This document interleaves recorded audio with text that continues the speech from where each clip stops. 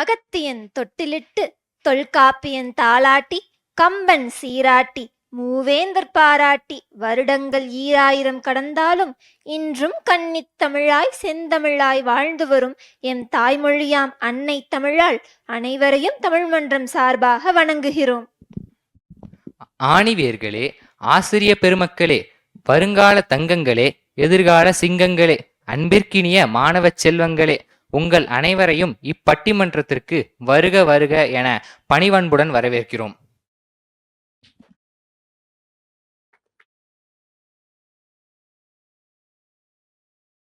இப்பொழுது நிகழ்வானது தமிழ்த்தாய் வாழ்த்துடன் இனிதே தொடங்கவிருக்கிறது. தமிழ்த்தாய் வாழ்த்து பாடலை பாட 2ஆம் ஆண்டு மாணவிகளை அன்புடன் மேடைக்கு அழைக்கிறோம்.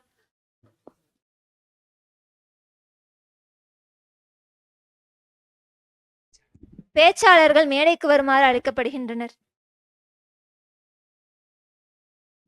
அனைவரும் கரவொலி எழுப்புமாறு கேட்டுக்கொள்ளப்படுகிறார்கள்.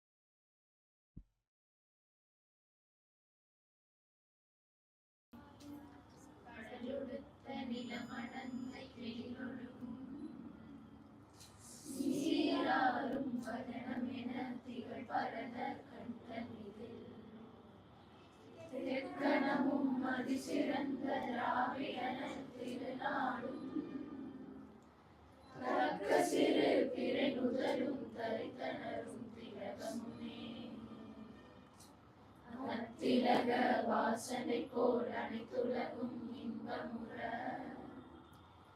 எத்திசையும் புகழ் மணக்க இருந்த பெரும் தமிழனங்கே தமிழனங்கே உன் சீரிழமை சிரம் வியந்து செயல் மறந்து வாழ்த்துதுமே வாழ்த்துதுமே வாழ்த்துதுமே.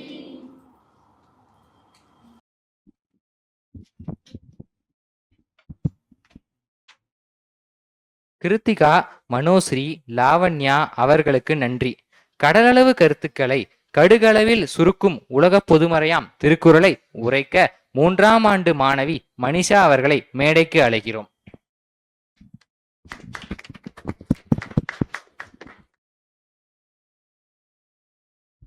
அனைவருக்கும் இனிய மாலை வணக்கங்கள். இன்றைய திருக்குறள் 40வது அதிகாரமான கல்வி அதிகாரத்திலிருந்து, ஒருமைக்கண் தான் கற்ற கல்வி ஒருவருக்கு எழுமையும் ஏமா புடைத்து. அதாவது, இந்த பிறவியில் ஒருவர் கற்றுக்கொள்ளக்கூடிய கல்வியானது அவருக்கு இப்பிறவி மட்டுமல்லாது 7 பிறவியிலும் அரணாக நின்று பாதுகாப்பளிக்குமாம். அனைத்து ஆசிரியர்களுக்கும் இனிய ஆசிரியர் தின நல்வாழ்த்துக்களை தெரிவித்துக் கொண்டு விடைபெறுகிறேன். நன்றி, வணக்கம்.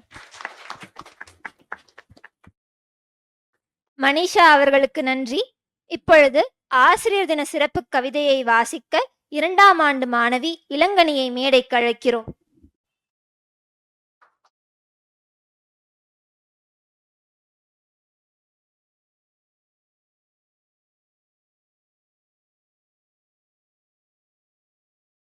தித்திக்கும் தென் தமிழை பணிந்து அவையோரை வணங்கி என் கவியை தொடங்குகிறேன். அகரம் அறிமுகம் செய்து சிகரம் தொடும் வரை நகரா ஏணியாயிருந்து பகரும் மொழியால் மடமை தகரும் வரை தொடரையூட்டி எழுகதிராய் எழுவாய் என வலுவில்லா நெறியமைத்து பழுதில்லா வாழ்க்கைக்கு பத்திரம் எழுதி தந்து சிலையாய் செதுக்கி சிற்பமாய் நிமிர வைத்து சித்திரமாய் பேச வைத்து தரிசு நிலத்தை விளைநிலமாக்க விழுநீரூட்டி வீழ்வில்லா கல்வியொளியூட்டும் மாசானின் பாதம் தொட்டு வணங்குகிறோம். ஆசிரியர் பெருமக்கள் அனைவருக்கும் என் இனிய ஆசிரியர்கள் தின நல்வாழ்த்துக்கள். நன்றி. இனிமையான கவிதையால் அனைவரையும் ஈர்த்த இளங்கனி அவர்களுக்கு நன்றி. தற்பொழுது வரவேற்புரை வழங்க 3ஆம் ஆண்டு மாணவர் அசோக் அவர்களை மேடைக்கு அழைக்கிறோம்.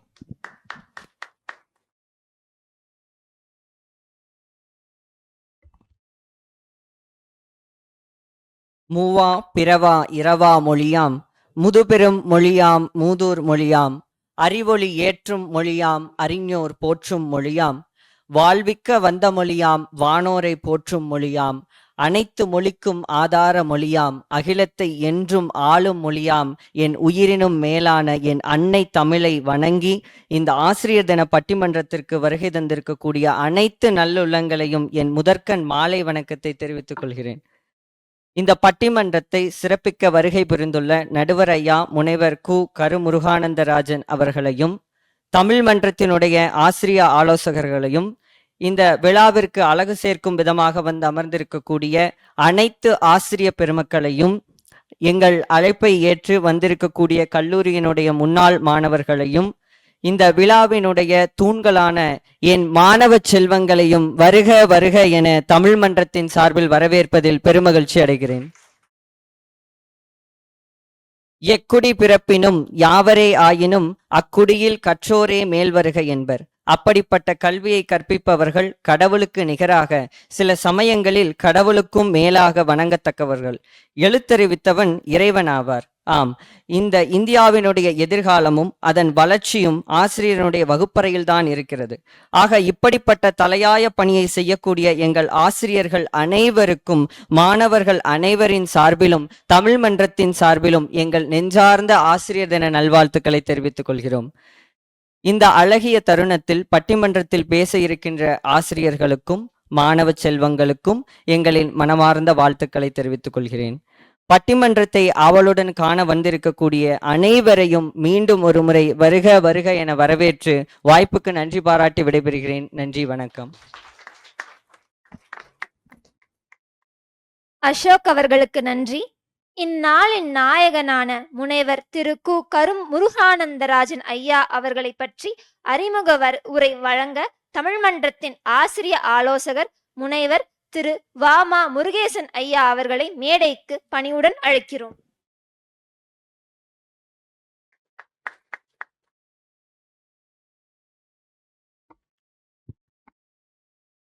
இங்கே கூடியிருக்கும் உங்கள் அனைவருக்கும் என் இனிய மாலை வணக்கம். ஆசிரியர் என்பவர் சுயநலம் பாராத பொதுநல சிற்பி. ஒளி கொண்டு செதுக்காது மொழி கொண்டு செதுக்கும் சிற்பிகள்.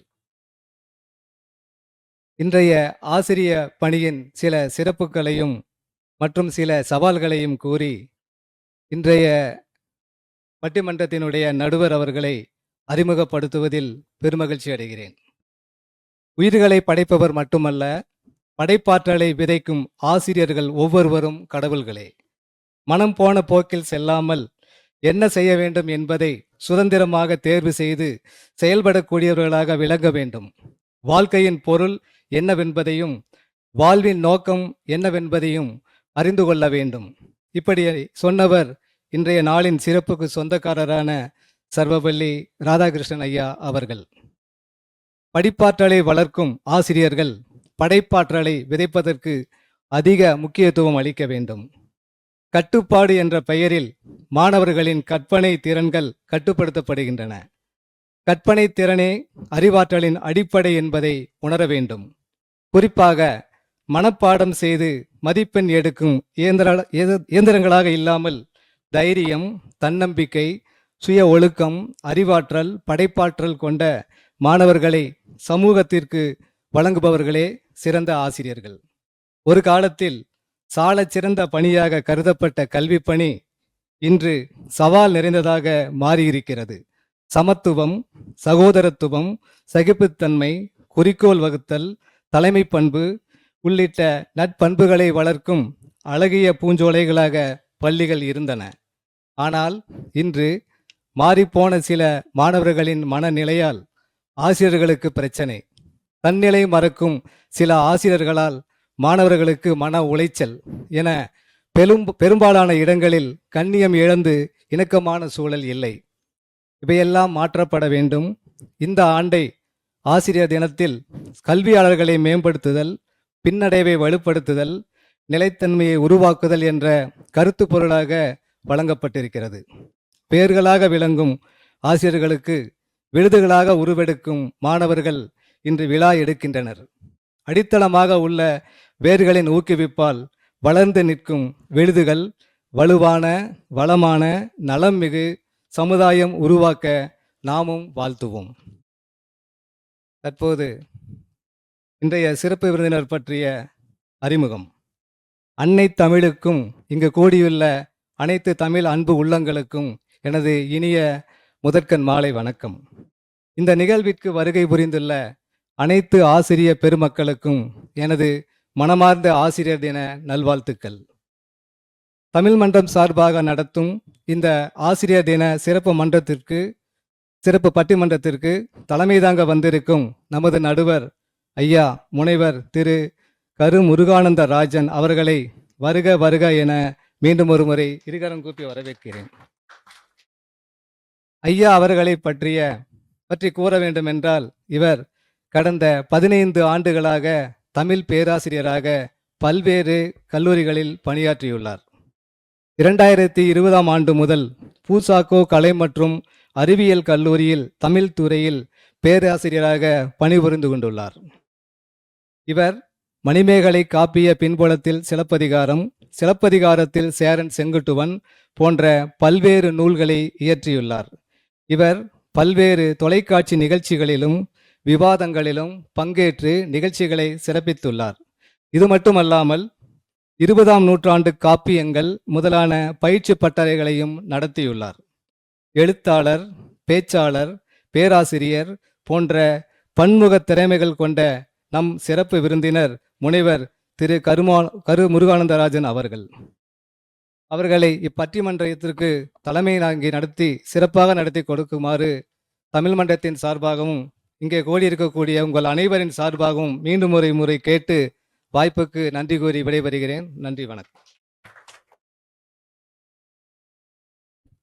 சிறப்பு விருந்தினரை அறிமுகம் செய்த ஐயா அவர்களுக்கு நன்றி. தற்பொழுது தாங்கள் அனைவரும் ஆவலுடன் எதிர்பார்த்து கொண்டிருக்கும் ஆசிரியர் தின சிறப்பு பட்டிமன்றமானது மாணவர்களின் முன்னேற்றத்திற்கு பெரிதும் உதவுவது ஆசிரியர்களின் கண்டிப்பா என்ற தலைப்பில் தொடங்கவிருக்கிறது. பேச்சாளர்களையும் நடுவரையும் தங்கள் கரவோசையுடன் உற்சாகப்படுத்துமாறு அவையோரை கேட்டுக்கொள்கிறோம்.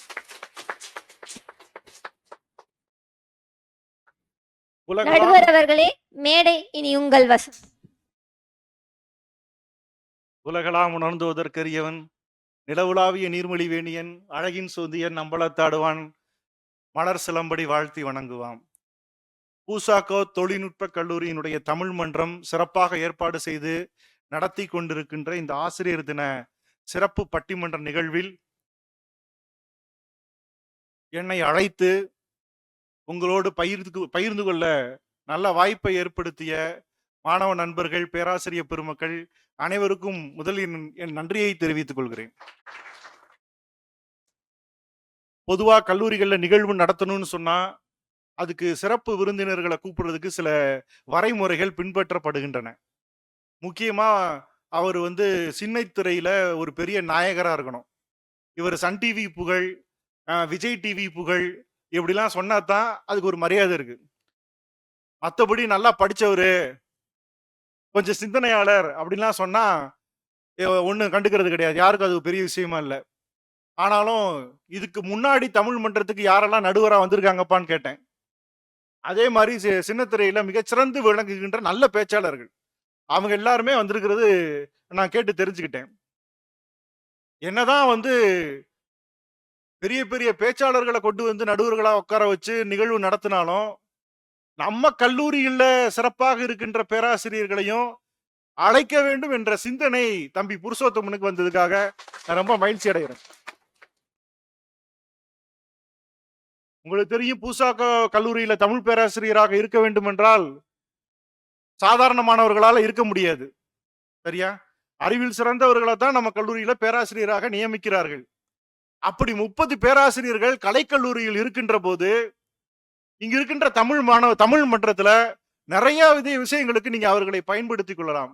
அதற்கான வாய்ப்பு நீங்க நிறைய உருவாக்குனீங்கன்னா சிறப்பாக நடத்த முடியும்னு சொல்லி, ஆசிரியர்களை கொண்டாடுவதுதான் முக்கியமே தவிர ஆசிரியர் தினத்தை கொண்டாடுவது அல்ல என்ற ஒரு செய்தியை சொல்லி, இந்த நூற்றாண்டில் ஆசிரியர்களை ஏன் மதிக்க வேண்டும்? ஒரு கேள்வி. ஆசிரியர்களை ஏன் மதிக்க வேண்டும்? அவர்கள் இப்போதும் ஆசிரியர்களாக இருக்கின்றார்களே, அதற்காக அவர்களை நீங்கள் மதிக்க வேண்டும்.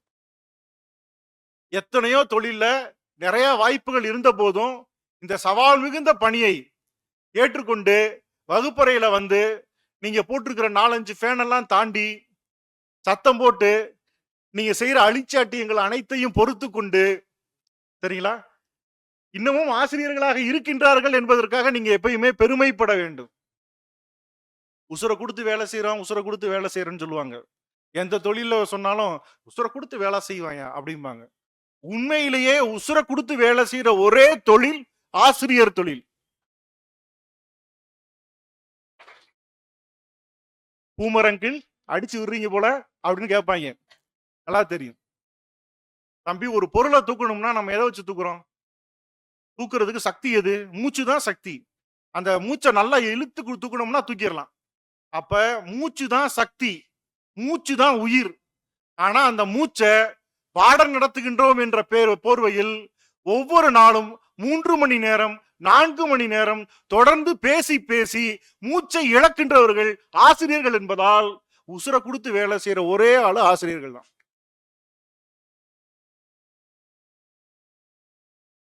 எங்க பிராண காற்றை உங்களுக்கு கொடுத்து நாங்க வாழ்க்கையை நடத்திக்கிட்டு இருக்கோங்கிறது கட்டாயமா.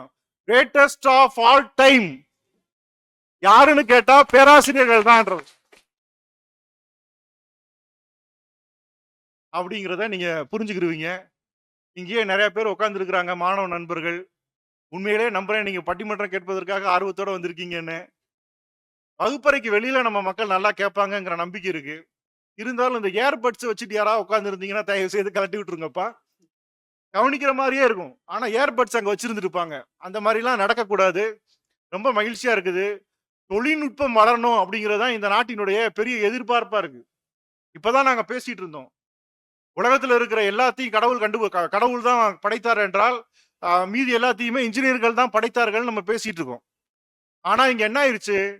1950ஆம் ஆண்டு கண்டுபிடிக்கப்பட்ட கம்ப்யூட்டருக்கு பிறகு ஒரு கண்டுபிடிப்புமே இன்னும் நிகழவில்லை. அதுதான் இன்னைக்கு இருக்கிற பெரிய பிரச்சனையே. ஏன் இந்த மாதிரியான கண்டுபிடிப்புகள் நிகழவில்லைன்னா, நம்ம கிட்ட கற்பனை திறன் குறைஞ்சிருச்சு. கற்பனை திறனை எங்க இருந்து நீங்க பெற முடியும்னா, நீங்கள் தமிழின் வழியாக பெற முடியும்.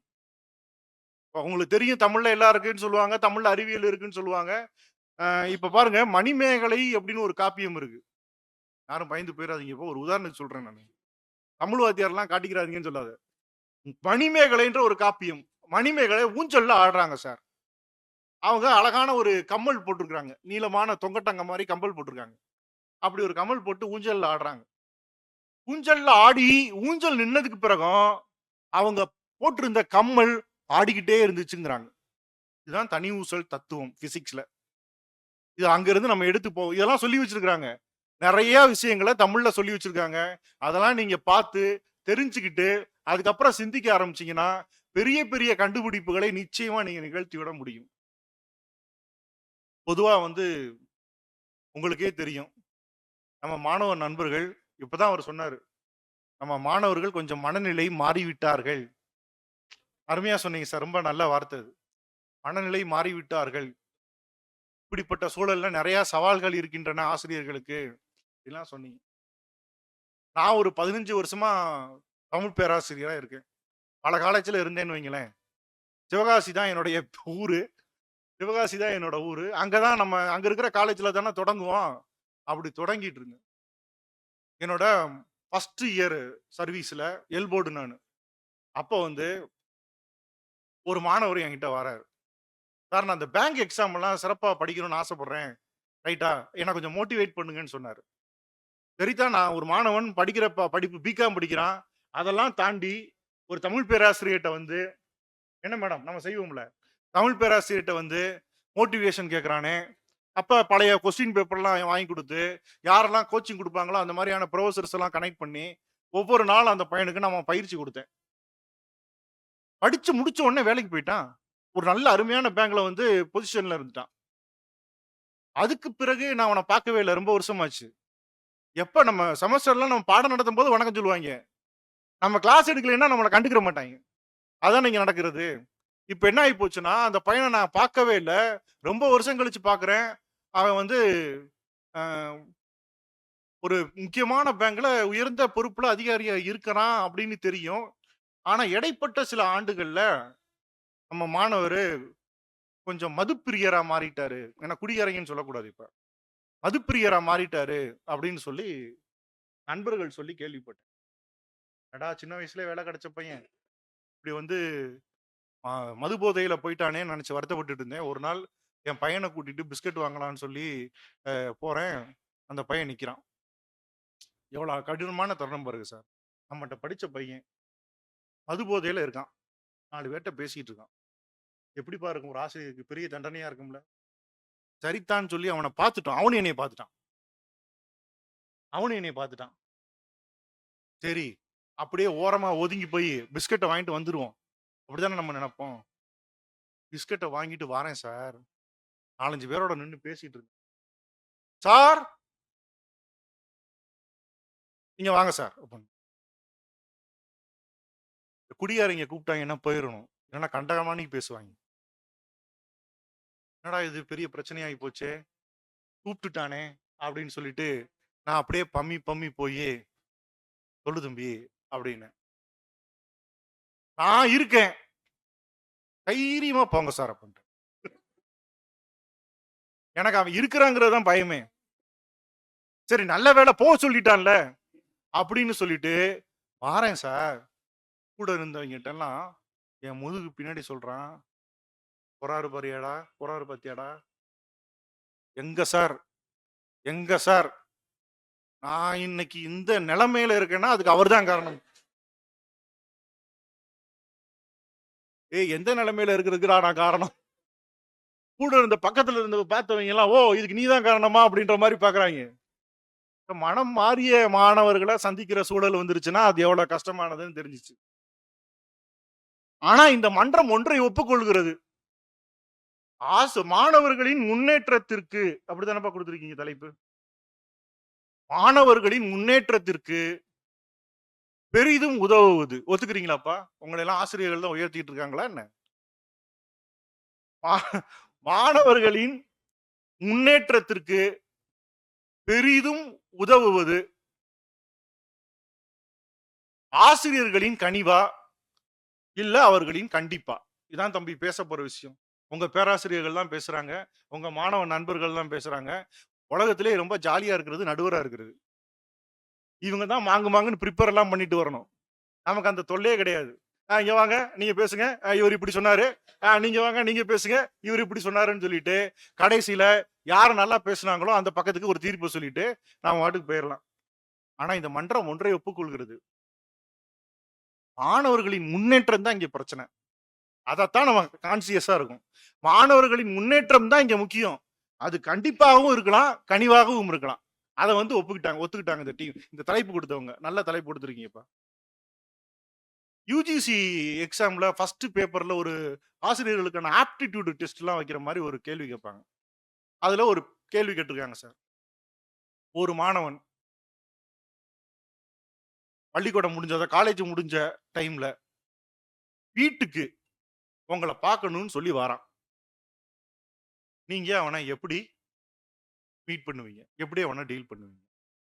இதான் தம்பி கொஸ்டின். கேட்கிறீங்களா? உங்களுக்கு நெறைய கேள்வி கேட்கிறோம்ல நாங்க. எங்களுக்கு நெறைய கேள்வி கேட்கறாங்க. நெட் எக்ஸாம் இதெல்லாம். ரைட்டா? அதெல்லாம் பாஸ் ஆகி தான் நாங்க வாத்தியாரா இருக்கோம். அந்த கேள்வியில எல்லா ஆன்ஸருமே சரியா இருக்கும். எல்லா ஆன்ஸருமே சரியா இருக்கும். எக்ஸாக்ட் ஆன்ஸர் என்னன்னு நீங்க சொல்லணும். "ஏய், எதுக்குடா இங்க வந்து பார்த்துருக்க? இங்க எதுக்குடா வந்த? எதுவா இருந்தாலும் காலேஜ்ல பேசிக்கலாம். போடா" அப்படின்னு சொல்லுவீங்களா? First option. வாஸ்தவம் தானே சார்? ஒரு டீச்சர் என்ன எல்லா நேரமுமா டீச்சரா இருக்க முடியும்? வீட்ல எனக்கு எவ்வளவு வேலை கிடைக்கும்? ரைட்டா? உங்களுக்குலாம் என்ன தெரியும்னு உங்க ஸ்டூடண்ட் வீடு வரைக்கும் தேடி வரான் அப்படின்னு பேசுவாங்க. இதெல்லாம் தாண்டி, "எப்பா நீ எதுவா இருந்தாலும் காலேஜ்" அதான சார் இப்பலாம் பயமா இருக்கு. வீட்டுக்கு வந்திருக்காங்கன்னா, எதுக்கு வந்திருக்காங்கன்னு தெரியல. ஏதாவது பிராங்க் ஷோ நடத்துறாங்களான்னு முதல்ல செக் பண்ணிக்கிற வேண்டியிருக்கு. நீங்க வாத்தியார் ரைட்டு தான். நான் வந்து காலேஜ்ல தான் வேலை பார்க்குறேன். காலேஜ்ல தான் சம்பளம் வாங்குறேன். அங்க தான் நான் உன்னைய பார்க்க முடியும். நீ வீட்டுக்கு வராத. இது என் பிரைவேட் டைம். தம்பி முடிச்சுருவோம். தம்பி டைம் பார்க்குறீங்கல்ல? இது என் பிரைவேட் டைமு, இதுல எல்லாம் இதுல எல்லாம் நான் வந்து உன்னை சந்திக்க முடியாது அப்படின்னு அனுப்பிடுவீங்களா? சரிங்களா? First option.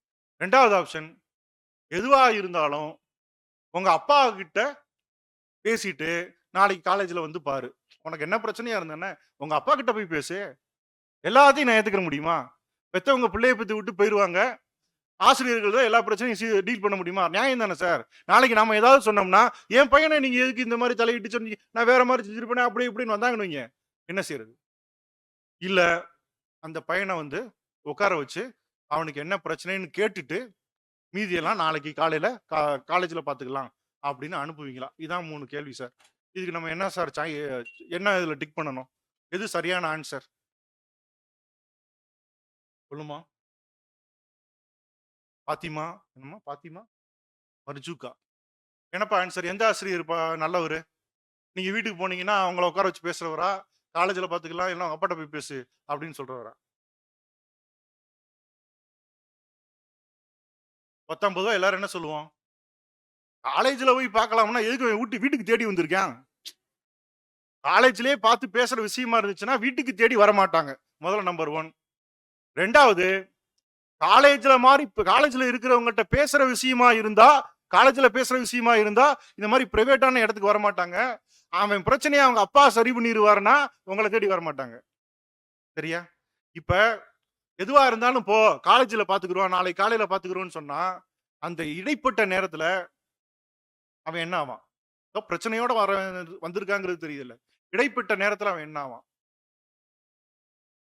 நம்ம என்ன பிரச்சனையில இருக்கோம்னு காது கொடுத்து நம்ம சார் கேட்பாருன்னு நம்பிதான் வந்திருக்கான். குறைஞ்சபட்சம் அதை கேட்டுட்டு என்ன தீர்வோ அதை நாளைக்கு சொல்லிக்கிறேன்ப்பா அப்படின்னு சொல்லி அனுப்பிக்கலாம் தானே? இதான ஒரு ஆசிரியரோட பங்கு. பாருங்க, நீங்களும் சொல்றீங்க, இங்க இருக்கிற பேராசிரியரும் சொல்றாங்க அதுதான் ஒரு ஆசிரியருக்கு சரியான தகுதி அப்படின்னு.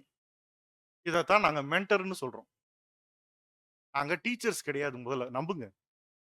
நாங்களா சார் சொன்னவங்களை எல்லாம் டீச்சர்? நீங்க தான் சார் சொல்லிட்டு இருக்கீங்க. முன்னாடி மாதிரி ஆசிரியர்கள் என்பவர்கள் பாடத்தை கற்பிப்பவர்களாக இருக்கக்கூடாது. அவர்கள் மாணவர்களுடைய வழிகாட்டுனர்களாக, ஆலோசகர்களாக, மூத்த நண்பர்களாக, மென்டர்ஸா இருக்கணும். இதுதான் அரசாங்கம் எங்களுக்கு கொடுத்திருக்கிற வேலை. இப்படிதான் இந்தியா எங்கிட்ட இருந்து, இந்திய நாடு ஆசிரியர்களிடமிருந்து எதிர்பார்ப்பது நாங்க தான், எங்கிட்ட இருந்து தான்.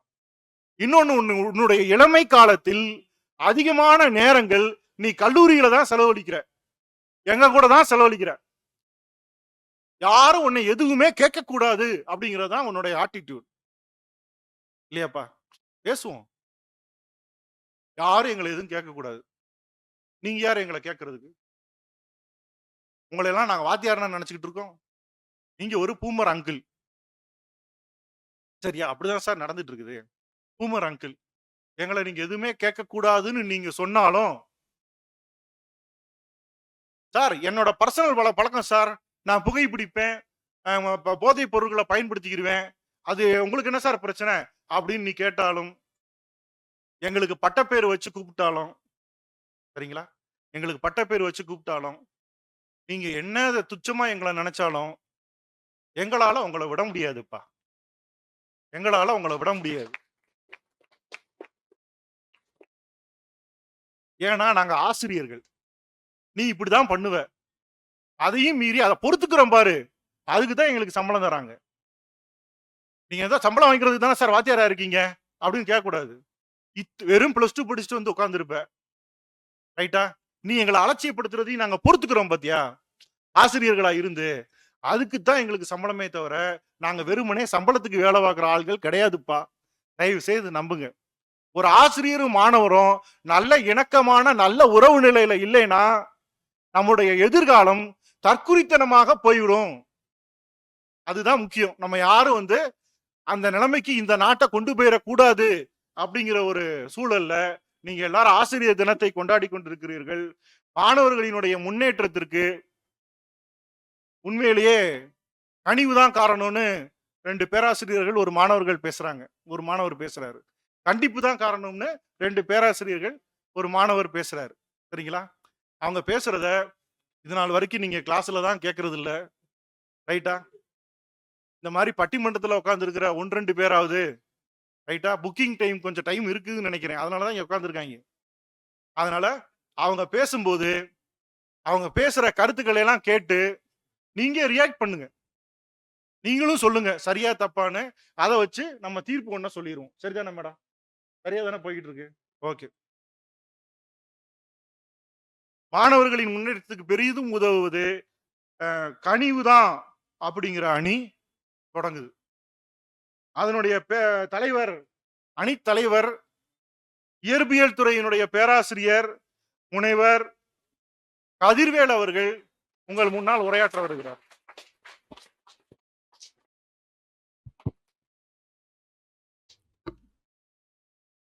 எண்ணிய முடிதல் வேண்டும், நல்லனவே எண்ணல் வேண்டும், திண்ணிய நெஞ்சம் வேண்டும், தெளிந்த நல் அறிவு வேண்டும், பண்ணிய பாவம் எல்லாம் பரிதிமுன் பணியே போல நன்னிய நின்முன் இங்கு நசித்திடல் வேண்டும் அண்ணா என்று பாரதியின் வரியோடு ஆரம்பிக்கலாம் என்று நினைக்கின்றேன். மேடையில் வீற்றிருக்கக்கூடிய மரியாதைக்கும் போட்டுதலுக்கும் உரிய நடுவர் அவர்களே, மதிப்பிற்குரிய பேராசிரியர் பெருமக்களே, என் அன்பிற்குரிய மாணவ செல்வங்களே, உங்கள் அனைவருக்கும் என்னுடைய இனிய மாலை வணக்கத்தை உரித்தாக்கி உங்களுடைய வாழ்த்துக்களையும் ஆசிரியர் தின வாழ்த்துக்களையும் பரிமாறிக்கொள்வதில் மிக்க மகிழ்ச்சி அடைகின்றேன். தலைப்பினுடைய பட்டிமன்றத்தினுடைய தலைப்பை சற்று உற்று நோக்குங்கள். ஆரம்பமே கனிவுதான் என்று ஆரம்பித்த பிறகு கண்டிப்பிற்கு வேலை இல்லை என்றுதான் எனக்கு கருத்து தோன்றுகிறது. ஒரு சிறிய உதாரணத்தை சொல்லி ஆரம்பிக்கலாம் என்று நினைக்கிறேன். ஒரு குழந்தை பேச ஆரம்பிக்கும் பொழுது நாம் முதலில் சொல்லிக் கொடுப்பது கனிவான வார்த்தைகளையா கண்டிப்பான வார்த்தைகளையா என்று அனைத்து நிலைகளையும் ஆராய்ந்து பார்க்கலாம். பெற்றோர் என்ற மனநிலையில் ஆராயலாம், ஆசிரியர் என்ற மனநிலையில் ஆராயலாம், அண்ணன் தங்கை மாமா அத்தை என்ற உறவு, எந்த உறவு முறை இருந்தாலும் அதில் முதலில் ஆரம்பிக்க நினைப்பது கனிவுதான். குழந்தை மனநிலையில் இருக்கின்ற பொழுது ஒரு குழந்தை பிறந்து 6 மாதங்கள் ஆகிறது, 7 மாதங்கள் ஆகிறது, அது தவள நினைக்கிறது, அதனால் தவள இயலவில்லை என்று நினைத்துக் கொள்வோமே. முதலில் தாய் அல்லது தந்தை எந்த வார்த்தையை பயன்படுத்தினால் அந்த குழந்தையின் முகத்தில் ஒரு மலர்ச்சி கிடைக்கும் என்று யோசித்து பாருங்கள். பிறந்த 6 மாசம் ஆயிப்போச்சு, நட திரும்பி விழுகு அப்படின்னு சொன்னா அந்த குழந்தை உங்களை அடுத்த நிமிஷமே திரும்பி தாயை நோக்கி பார்த்து விடும். தகப்பன் பேசினால், தந்தை அந்த உறவு முறையை வைத்துக் கொண்டால். அதனால்தான் பெரும்பாலான வீடுகளில் தாத்தா பாட்டி உறவுகளை கூட வைத்துக் கொள்வதற்கு இதுவும் ஒரு காரணம். தாய் தந்தை கண்டிப்பை காட்டினால் தாத்தா பாட்டிகள் கனிவை காட்டுவார்கள். வா வா வா செல்லம் வாடா, என்ன பாரு தாத்தாவை பாருன்னு சொல்லும் பொழுது அந்த குழந்தையின் முகத்தில் ஒரு மலர்ச்சி தெரிகிறது. அதுதான் உன்னத ஆனந்தம். இதை பெரும்பாலும் கண்டிப்பு என்ற அணியினர் ஒப்புக்கொள்வதில் சற்று காலதாமதம் ஏற்படலாம், ஆனால் ஏற்றுக்கொள்வார்கள் என்று நான் வலிமையாக நம்புகிறேன். வீட்டுல என்ன தாத்தா பாட்டி இல்ல போல சார். இரண்டாவது, ஒரு மாணவ அதே குழந்தை ஒரு 17-18 வருடங்கள் கழித்து கல்லூரிக்கு மாணவன் என்ற பருவத்தில் நுழைகிறது. முதல் நாள் முதல் வகுப்பில் மாணவன் அல்லது மாணவி தெரியாதனமாக ஒரு கைபேசியை பயன்படுத்தி விட்டால் ஆசிரியர்கள் முதலில் பயன்படுத்தக்கூடிய வார்த்தை கண்டிப்பாக இருக்குமே. ஆனால் அந்த மாணவனின் மனநிலை, அந்த ஆசிரியரை பற்றிய மொத்த உருவகமுமே தலைகீழாக மாறிவிடுகிறது. அதற்கு உதாரணம் தேவையில்லை, கைப்புண்ணுக்கு கண்ணாடி தேவையில்லை, அனைவருக்கும் தெரிந்த ஒன்று. மூன்றாவது விஷயம், பாரதி குழந்தை வளர்ப்பை பற்றி ஒரு பாடல் பாடியிருக்கிறான். அதை நான் ஆசிரியர்களுக்கும் பொருந்தும் என்று நினைவூட்ட கடமைப்பட்டு இருக்கிறேன். சற்று உன் முகம் சிவந்தால், சற்று உன் முகம் சிவந்தால் மனது சஞ்சலமாகுதடி, நெற்றி சுருங்கையிலே நெஞ்சம் பதைக்குதடி, உன் கண்ணில் நீர் வழிந்தால் என் கண்ணில் உதிரம் கொட்டுதடி, பிள்ளை கனியமுதே கண்ணம்மா பேசும் பொற்சித்திரமே. இதை பெற்றோர்களுக்கு மட்டும் பொருத்தமல்ல, அது கண்ணம்மா என்ற வடிவில் பாரதியார் கவிதையாக எழுதியிருந்தாலும் கூட ஒரு வகுப்பிற்கு உள்ளே ஆசிரியர் நுழைகின்ற பொழுது மாணவர்களின் கண்களை பார்த்து, முக மலர்ச்சியை பார்த்து ஒரு சில நிமிடங்கள் பொதுவாக பேசிவிட்டு பாடத்தை ஆரம்பிக்கின்ற பொழுது மாணவர்களினுடைய உணர்ச்சி பெருக்கு எவ்வாறு இருக்கும்? அது எனக்கு இல்லை சார், 10:30 என் கிளாஸ் ஆரம்பிக்குது, முகம் எப்படி இருந்தால் எனக்கு என்ன, எனக்கு 5 டாபிக் கம்ப்ளீட் பண்ண சிலபஸ் முடிஞ்சிடும் அப்படின்னு கண்டிப்பா இருந்தா மனநிலை எவ்வாறு இருக்கும்? மாணவனுடைய உருவகம் அந்த ஆசிரியரை எவ்வாறு பார்க்கிறான் என்பதை பொறுத்து மாணவனின் மனநிலையை அறிந்து 2 கருத்துக்களை கூற கடமைப்பட்டு இருக்கிறேன். ஒன்று, மாணவன் எதிர்பார்க்கின்ற ஒரு சிறிய விஷயம் அன்பு மட்டும்தான். அதை வள்ளுவர் ரொம்ப சிறப்பாக விளக்கியிருக்கிறார். அன்பிற்கும் உண்டோ அடைக்கும் தாள் ஆர்வலர் பொன்கணீர் பூசல் தரும். பல குறள்கள் இருந்தாலும் அன்பான வார்த்தைகள் ஒரு மனிதனை மாற்றுவதற்கான அச்சாணியாக விளங்கும் என்பதில் எந்த விளவும் ஐயமில்லை. இங்க பேசுறோம், வார்த்தைகளை உச்சரித்து பாருங்களேன். மாணவர்களின் முன்னேற்றத்திற்கு பெரிதும் உதவுவது கனிவு என்ற வார்த்தையை உச்சரிக்கும் பொழுது இருக்கக்கூடிய மென்மையும் மேன்மையும். கண்டிப்பு என்ற வார்த்தையை உச்சரித்து பாருங்கள். உச்சரிப்பதிலேயே இவ்வளவு கடினம் இருக்கிறது என்று சொன்னால், அதை நடைமுறையில் அனுபவிக்க வேண்டும் என்று சொன்னால் எவ்வளவு சிரமத்தை மேற்கொள்ள வேண்டி இருக்கும் என்பதை எதிரணியினர் சற்று புரிந்து கொள்வார்கள் என்று நினைக்கின்றேன். இறுதியில் ஒரே ஒரு கருத்தை சொல்லி என்னுடைய உரையை நிறைவு செய்ய விளைகின்றேன். இங்க எல்லாம் பேசிட்டு 6 மணிக்கு பட்டிமன்றம் முடிஞ்சிரும்னு ஷெட்யூல் பண்ணிட்டு நம்ம 7 மணிக்கு வீட்டுக்கு போகும்போது கண்டிப்பே என்ற அணியினர் வீட்டுக்கு செல்கின்ற பொழுது அவருடைய கணைவி அல்லது மனைவி பட்டிமன்றத்துல எப்படிங்க பேசுனீங்க, நல்லா பேசுனீங்களா, எப்படி ஏமா பேசுனன்னு ஒரு கனிவோட கேட்கும் பொழுது இவர்களுடைய முக மலர்ச்சி எப்படி இருக்கும்? 6 மணிக்கு முடியும்னு சொல்லிட்டு 7:15 வந்தா எப்படி அப்படின்னு உள்ள கால் எடுத்து வைக்கும் போதே எரிஞ்சு விழுந்தா எப்படி இருக்கும் என்று நினைத்து அவர்கள் மனநிலையை மாற்றிக்கொள்வார்கள் என்று கூறி இந்த வாய்ப்பிற்கு நன்றி கூறி விடைபெறுகிறேன். வணக்கம். அருமை.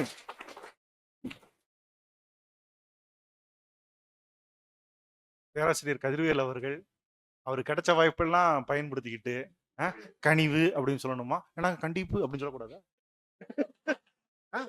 அதை நாங்கள் இப்படி சொல்லக்கூடாதா?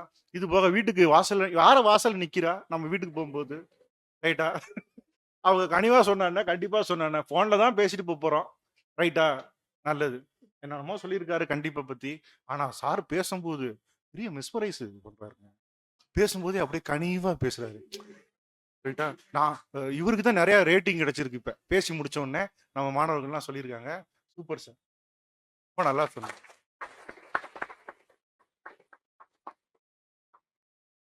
கனிவு காட்ட தாத்தா பாட்டி இருக்கணும்னு சொன்னாரு பாருங்க, ரொம்ப பாயிண்ட் அது. அப்புறம் மற்றவங்க பேசுறதுக்கு நேரம் கொடுக்கணும் இல்லையா? அதுக்காக கண்டிப்பே சார் இவங்க சொன்ன மாதிரி சொல்றேன், இவர் சொன்ன மாதிரி கண்டிப்பே என்ற அணியினுடைய தலைவர் பேராசிரியர் திரு இரா கிருஷ்ணகுமார் அவர்கள் இப்போது அவர் தரப்பு வாதத்தை சொல்லுவாங்க. வாங்க சார்.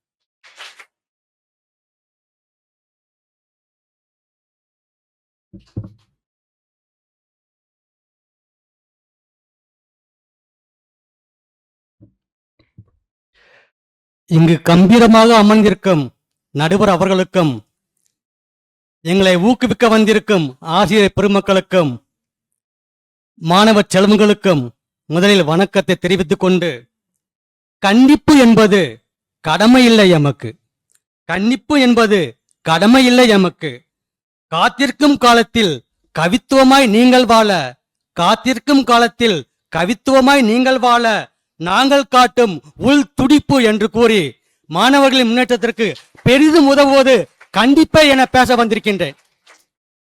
நம்ம எதிரி சொன்னாங்க, குழந்தையா இருக்கிறப்ப தவளல அப்படின்னா கனிவா சொல்லணும் அப்படின்னாங்க. குழந்தைய கனிவா சொல்லலாம். 6 வயசு 10 வயசு குழந்தைகளை வெளியே போய் வேலை செய்யாம, ஸ்கூலுக்கு போகாம, காலேஜுக்குள்ளே வீட்டுக்குள்ளே இருந்தாங்கன்னா அவங்கள போய் கனிவா சொல்ல முடியுமா? அவங்ககிட்ட கண்டிப்பா காட்டணும். ஸோ கண்டிப்புங்கிறது யார்கிட்ட காட்டணும் அப்படிங்கிறது ரொம்ப முக்கியமா இருக்கு. இப்போ நடுவர் அவர்களே, மாணவர்களை பலவிதமா இருக்கிறாங்க. ஒரு சில மாணவர்கள் நம்ம கிளாஸ்ல தப்பு பண்ணிட்டு இருப்பாங்க, நம்ம பாடம் நடத்திக்கிட்டு இருப்போம். சில பேர் வேற டிராயிங் போட்டுட்டு இருப்பாங்க, தூங்கிட்டு இருப்பாங்க, ஏதோ ஒன்று பண்ணிட்டு இருப்பாங்க. அப்ப நம்ம பார்க்குறோம், பார்த்தாலேவும் சார் எதுக்கு பார்க்கறாருன்னு புரிஞ்சுக்கிடுவாங்க. அந்த தன்மை இருக்கு. ஒரு சில மாணவர்களுக்கு பார்த்தா புரியாது, நம்ம பார்த்தா அவங்களும் இப்படி பார்க்கறாங்க என்னன்ட்டு. இன்னும் ஒரு சில மாணவர்கள் இருக்காங்க, அவங்களுக்கு பார்த்தாலும் புரியாது, ஒரு கொட்டி சொல்லணும் மாணவர்களே. அதனால மாணவர்கள் எந்த விதத்துல இருக்காங்க, விதவிதமான மாணவர்கள் இருக்காங்க. அவங்களுக்கு விதவிதமான விதத்துல பதில் சொன்னாதான் அவங்களுக்கு உள்ள இறங்கும். அப்பதான் அவர்கள் இலக்கை அடைய முடியும். இப்ப நம்ம ஒரு கார் டிரைவிங் பண்றோம் ஆயிக்கலாம், நம்ம இலக்கு சென்னை அன்னைக்கு போக வேண்டியது இருக்குன்னு வச்சுக்கலாம் ஆயிக்கலாம். அப்ப சென்னை அன்னைக்கு போறப்ப நம்ம ரூட் மாறி போகுது அப்படின்னா என்ன பண்ணணும்? பிரேக் பிடிக்கணும். எப்பெல்லாம் பிரேக் பிடிக்கணும் அப்பெல்லாம் பிரேக் பிடிக்கணும். எப்பெல்லாம் ஆக்சிலரேட்டர் டவுன் பண்ணணுமோ அப்பெல்லாம் டவுன் பண்ணணும். எப்பெல்லாம் வந்து கிளச்சை மாற்றணும் அப்பெல்லாம் கிளச் மாற்றணும். அதெல்லாம் மாற்றாம நான் ஸ்ட்ரெயிட்டாக போயிட்டே இருப்பேன்னா இலக்கு அடைய முடியுமா? அந்த மாதிரி தான் மாணவர்கள் எப்போல்லாம் இலக்கு தவறுகிறார்களோ, எப்பெல்லாம் இலக்கு தவறுகின்றார்களோ, எப்பெல்லாம் நேர்வழியில் செல்லாமல் மாற்று வழியில் செல்ல துணிகிறார்களோ அப்பொழுது அவர்களை கண்டிப்பு தான் திருத்தும் என்று ஆணித்தரமாக கூறுகின்றேன். இன்னொரு விஷயம் சொல்றேன். ஆக்சுவலா இப்போ நம்ம தமிழ் பட்டிமன்றத்தில் எல்லாத்துக்குமே வாழ்த்து ஒரு அட்டை கொடுத்துருப்பாங்க. எல்லாத்துக்கும் எல்லா மக்களும் கொடுத்துருவாங்க, எல்லா ஆசிரியரும் கொடுத்துருப்பாங்க. அந்த வாழ்த்து அட்டையில பார்த்தீங்க அப்படின்னா என்ன போட்டிருக்கு அப்படின்னா, வெறும் கல்லா இருந்த எம்மை, வெறும் கல்லா இருந்த எம்மை பட்டை தீட்டி ஜொலிக்கும் வைரமாய் மாற்றிய, நல்லா கவனிங்க, வெறும் கல்லா இருந்த எம்மை பட்டை தீட்டி ஜொலிக்கும் வைரமாய் மாற்றிய தன்னலமற்ற எமது ஆசிரியர்களே.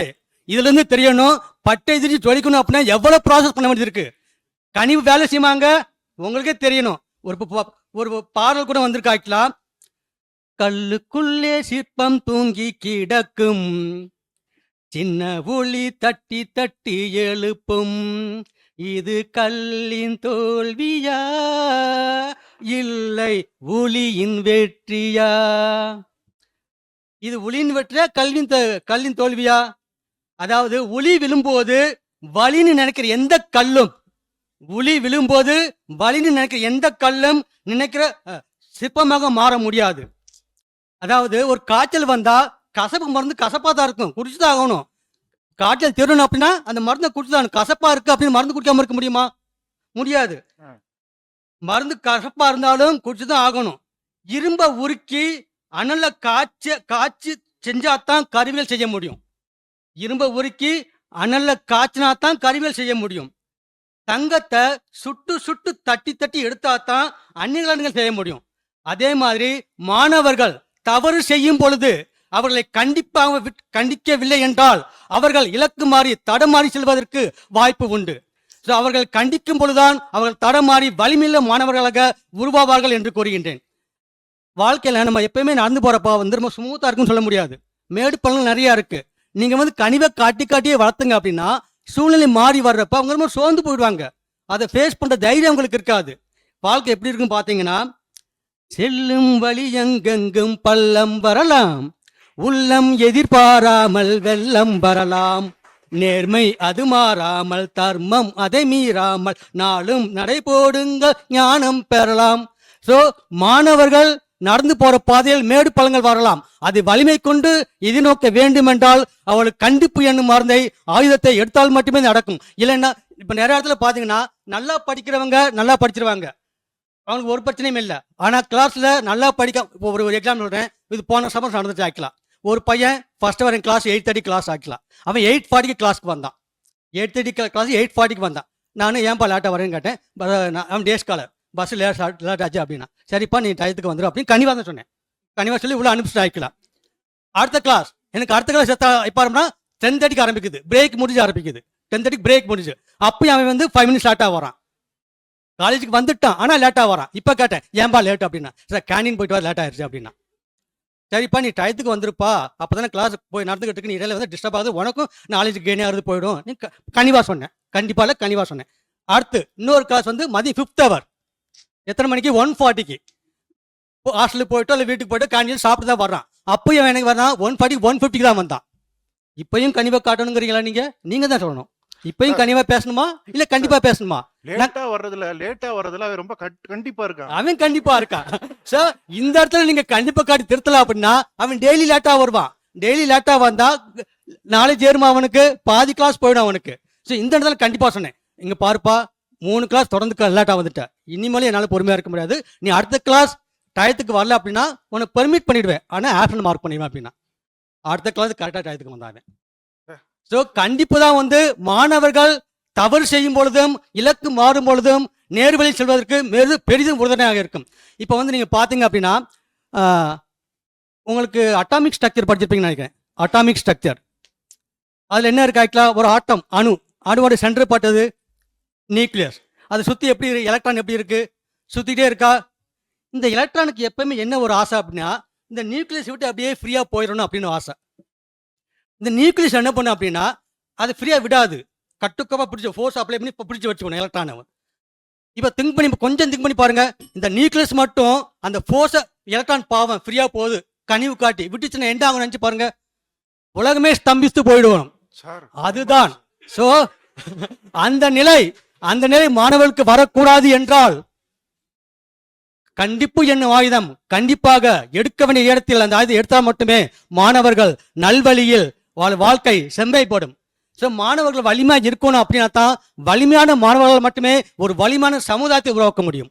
ஸோ வலிமையான சமுதாயம் உருவாக்க வேண்டும் என்றால் கண்டிப்பு என்ற ஆயுதத்தை எப்பொழுதெல்லாம் எடுக்க வேண்டுமோ அப்பொழுதுதான் எடுக்க தவறாதீர்கள் என்று நான் கூறுகின்றேன். இருக்கிறான் கண்டிப்பு எடுத்தா கண்டிப்பா எல்லாத்தையுமே கசப்பா தாங்க இருக்கும். எல்லாத்துக்கும் தெரியும் கண்டிப்பு கசப்பா தான் இருக்கும். ஆனால் நீங்கள் எப்பொழுதுதான் கண்டிப்பு என்ற ஆயுதத்தால் அடி வாங்குகின்றீர்களோ, எப்பொழுதுதான் கண்டிப்பு ஆயுதத்தால் அவமானப்படுகிறீர்களோ அப்பொழுதுதான் அந்த நிமிடங்கள் தான் உங்களை உருவாக்குகிறது என்பதை மறந்து விடாதீர்கள். நீங்கள் எப்பொழுதுதான் அதிகமாக அவமானம் மற்றும் ஏமாற்றம் அடைகிறீர்களோ அந்த நிமிடங்கள் தான் உங்களை உருவாக்குகிறது. அந்த அடிகள் அடுத்த முன்னேற்றத்துக்கான படிக்கட்டுகள் என்பதை மறந்து விடாதீர்கள். ஏற்கனவே நடுவர் சொன்னாங்களா, இப்போ நம்ம ரொம்ப கண்டிப்பா இருந்தா எந்த மாணவர்களுக்கும் பிடிக்காதுங்க. ஆமா சார். கடைசியில் ஃபீட்பேக் கொடுப்பா இவர் தானே அன்னைக்கு மார்க் போட மாட்டேன்றார்ல, லேட்டாக வந்ததுக்கு பெர்மிட் பண்ண மாட்டேன்ல, சொல்லிடா ஃபீட்பேக் 0 போடுவான்.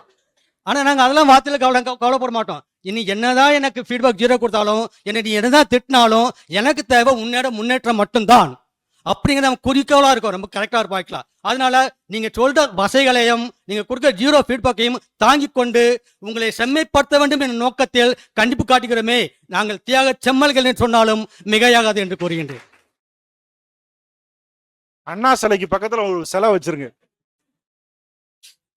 முத்தாய்ப்பாக எப்பொழுதால் நீங்க வாழ்க்கையில நீங்க வெற்றி அடைய வேண்டுமென்றால், வாழ்க்கையில் நீங்கள் வெற்றி அடைய வேண்டுமென்றால் தடம் பதிக்கும் போது தட்டி கொடுப்பவர்களோடும், தடம் பதிக்கும் போது தட்டி கொடுப்பவர்களோடும், தடம் மாறும் போது தட்டி கேட்பவர்களோடும் நீங்கள் பயணித்தீர்கள் என்றால் உங்கள் வாழ்க்கை நேர்மறையில் செல்லும், நெறிப்படுத்தப்படும் என்று கூறி வாய்ப்புக்கு நன்றி கூறி விடைபெறுகிறேன். நன்றி.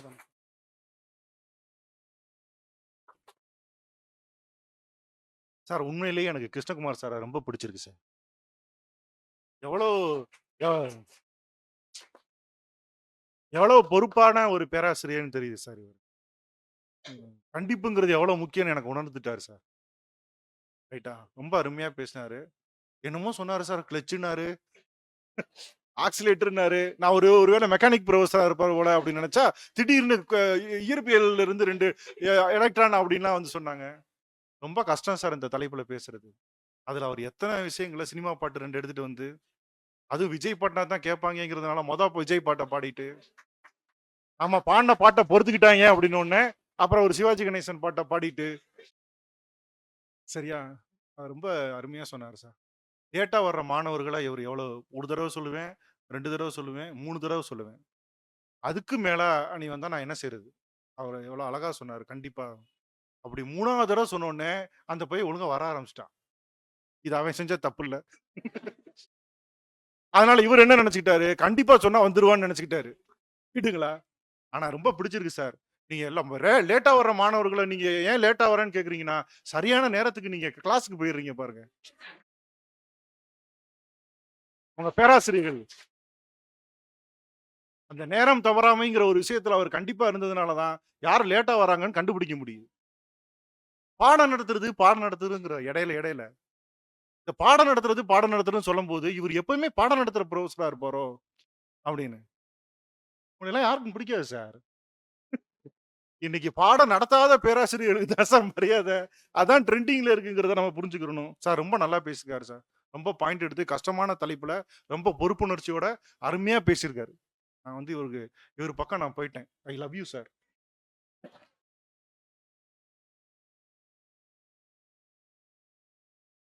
ஆனா பூமகள் மேடம் ஒத்துக்கிற மாட்டாங்க. ரைட்டா, இந்த மாதிரி நடுவர் இந்த பக்கம் போனீங்கன்னா என்ன அர்த்தம்? எங்க பேச்சையும் கேளுங்க, நாங்களும் வந்திருக்கோம்ல அப்படின்னு கேட்பாங்க. மேடம் உங்கள் அருமையான கருத்துக்களை சொல்லுங்க மேடம்.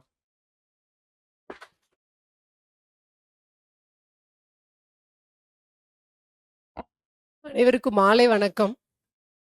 கிருஷ்ணகுமார் சார் பயங்கரமா பேசிட்டு போயிட்டாரு. சூப்பரா கைத்தட்டல் வாங்கிட்டு அருமையா பேசினாரு.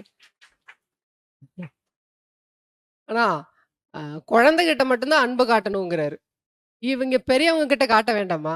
எத்தனை வயசானாலும் அன்புங்கிறது மாறவே மாறாது. அது மட்டும்தான் மனுஷனை உருவாக்கும். அது அன்பை காமிச்சாதான் மனுஷன் உருவாகுவான். அதே மாதிரி ஒரு விதமான மாணவர்கள் இருக்காங்க. ஒருத்தர்ட்ட ஒரு மாதிரி நடந்துக்கணும். எல்லா விதமான மாணவர்களுக்கும் முக்கியமானது நீங்க அன்பு தான் காட்டணும். கனிவா நடந்துக்கிட்டீங்கன்னா மட்டும்தான் உங்களுக்கு அடிபணிவான். உங்களோட கண்டிப்பான வார்த்தைகளுக்கும், உங்களோட உருட்டலுக்கும், மிரட்டலுக்கும் பயந்து சில பேர் கை கட்டி வருவாங்க. ஆனா அவன் காலம் ஃபுல்லா கை கட்டியே முடிஞ்சு போயிரும். ஆனா ஒரு ஆசிரியருக்குள்ள மனிதம் இருந்து அது கனிவா வெளிப்படும் போது, அந்த கனிவுக்கு பணிஞ்சு வராம பாருங்க, அவன் தான் மிகப்பெரிய தலைவனா உருவாகுவான். ஏன்னா தலைவனோட முக்கியமான பண்பே வந்து மனிதம் தான். அந்த மனிதம் அவனுக்குள்ள எங்கிருந்து வருதுன்னா, அம்மா, அப்பா, ஆசிரியர்கிட்ட இருந்தா வருது. நீ எங்க வளர்ந்த, எந்த குரு, யார் உன்னோட குருன்னு கேட்டாவே போதும். அவங்கள தெரிஞ்சுக்கலாம். அவங்க யாரு அப்படிங்கிறத தெரிஞ்சுக்கலாம்.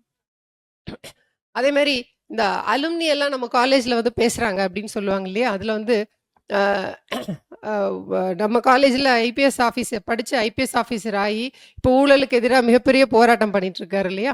உங்களுக்கு தெரிஞ்சிருக்கும் அவர் யாருன்னு. அவர் ஒரு மேடையில பேசுறாரு. அவரோட ஆசிரியரை பத்தி சொல்றாரு. அவர் ஐஐஎம் என்ட்ரன்ஸ்க்கு ப்ரிப்பேர் பண்ணும்போது ரூம்ல தங்குறதுக்கு 8,000 ரூபாய் காசு இல்லை. அதுக்கு வந்து ஒரு ஆசிரியர் உதவி பண்ணி தான் அதுக்கப்புறம் தான் அவர் அங்கே என்ட்ரன்ஸ் எழுதி முன்னேறி போறார். அந்த இடத்துல ஒரு கனிவான ஆசிரியர் இருந்ததுனால தான் சமுதாயத்துக்கு சேவை செய்யற ஒரு மனுஷனை உருவாக்க முடிஞ்சது. நீங்க சொல்லலாம் கணித புலியை உருவாக்கலாம், அறிவியல் சிங்கத்தை உருவாக்கலாம், எதை வேணாலும் உருவாக்கலாம். ஆனா கடைசி வரைக்கும் நீங்க மனுஷனை உருவாக்குறேன்னு சொல்லவே இல்லை எங்கேயுமே. அதே மாதிரி சின்ன சின்ன தப்புக்கெல்லாம் வந்து இன்னைக்கு மிகப்பெரிய தண்டனை கொடுத்துட்றாங்க. 2 நாள் முன்னாடி நான் கிளாஸ்க்கு முன்னாடி போய் நிக்கிறேன். ஒரு பொண்ணு அப்புறம் அந்த பக்கம் போயிட்டு வரலான்னு போறேன். அது ஒரு பொண்ணு பயங்கரமா அழுதுட்டு இருக்கா. ஏமா அழுகிற அப்படின்னா, இன்டர்னல் பேப்பர் டிஸ்கஸ் பண்ணாங்க. நான் ஆன்சர் சொல்லும்போது சிரிச்சுட்டேன். சிரிக்கவும் கூட கூடாது. இப்ப சிரிச்சா தப்பு, நீங்க ஆன்சர் படிச்சாலும் தப்பு. எது திமிருனா பையன்கிட்ட இந்த பையன் திமிரு, அவ்வளவுதான். என்ன எது திமிரு?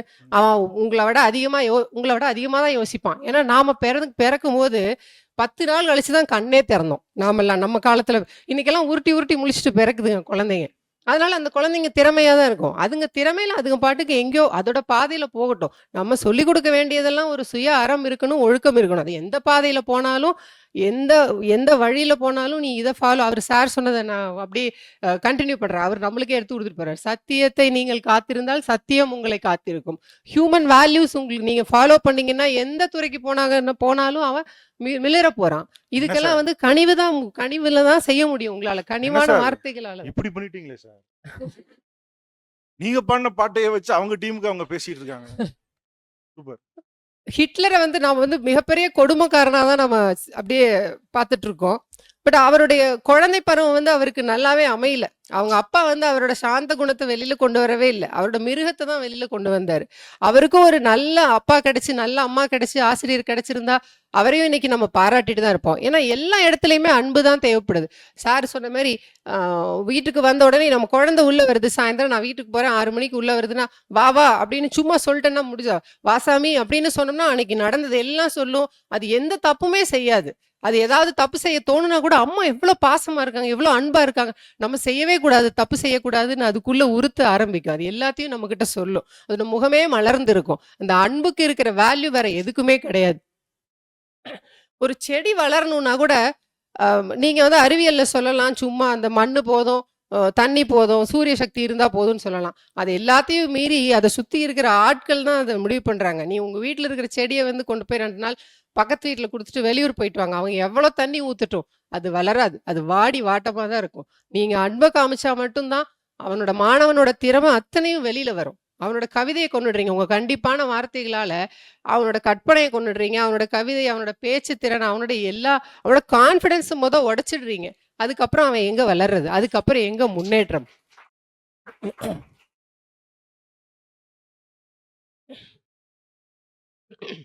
அவனோட சூழ்நிலையை நம்ம புரிஞ்சுக்கிறதே இல்லை. கிளாஸ்க்கு பங்க்சுவலா வராதுக்கு பத்தி சொல்லிட்டு இருந்தாரு. இப்படிதான் ஒரு டீச்சர் என்ன பண்ணியிருக்காங்க, ஒரு கிளாஸ்க்கு லேட்டா வந்தா, ஒரு பையன் லேட்டா வந்தா கை தட்டிருக்காங்க. ஒரு நாள் அவங்களே லேட்டா வந்திருக்காங்க, எல்லாரும் சேர்ந்து கை தட்ட ஆரம்பிச்சிட்டாங்க.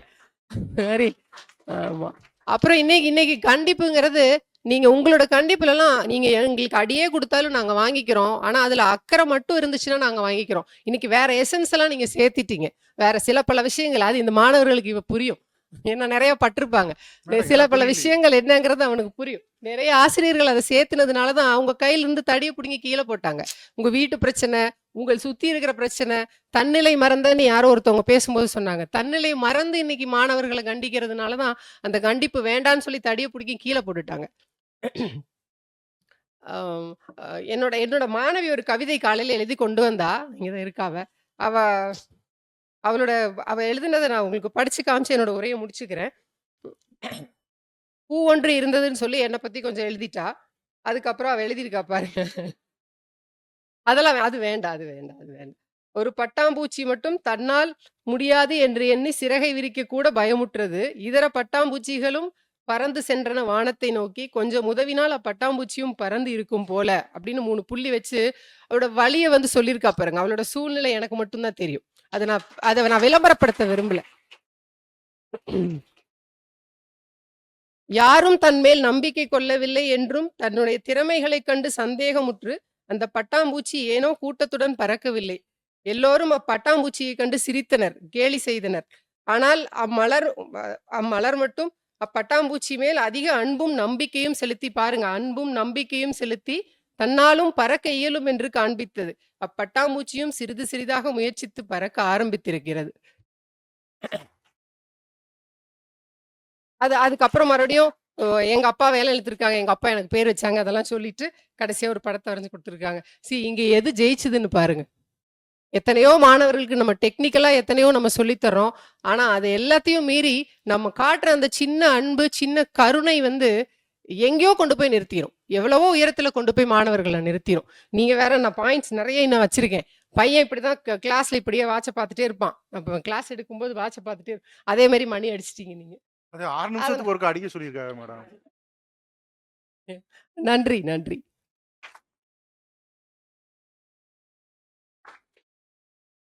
என்ன பாயிண்டோ அது அவ்வளோ, அதை மட்டும் சொல்லணும் சார்.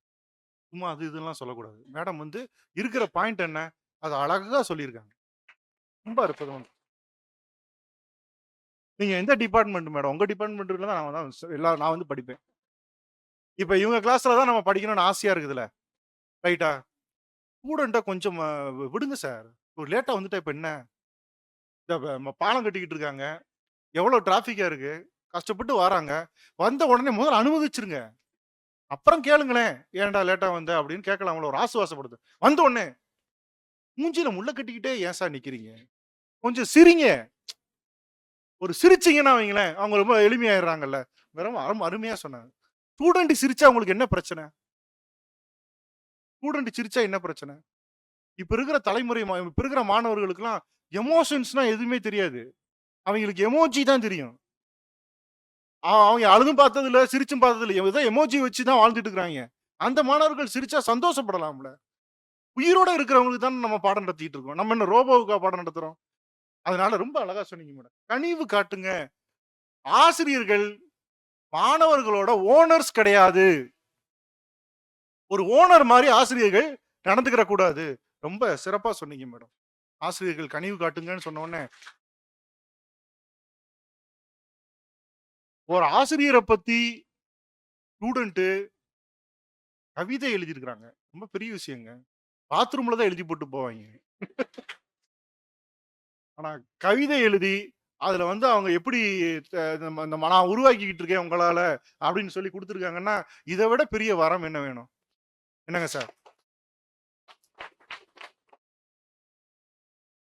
ஒரு மகத்தான வாழ்க்கைய நம்ம வாழ்ந்துட்டு போயிருவோம் அப்படிங்கிற திருப்தி நமக்கு வந்துருச்சா? ரொம்ப நல்லா, ரொம்ப மகிழ்ச்சி. சிவசங்கரி மேடம்.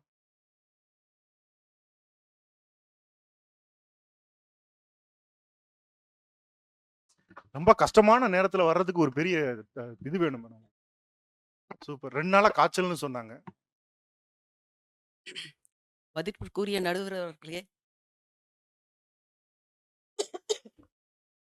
இருதரப்பை சேர்ந்த பேச்சாளர்களே, மனிதன் பிறப்பது கருவறை, இறப்பது கல்லறை.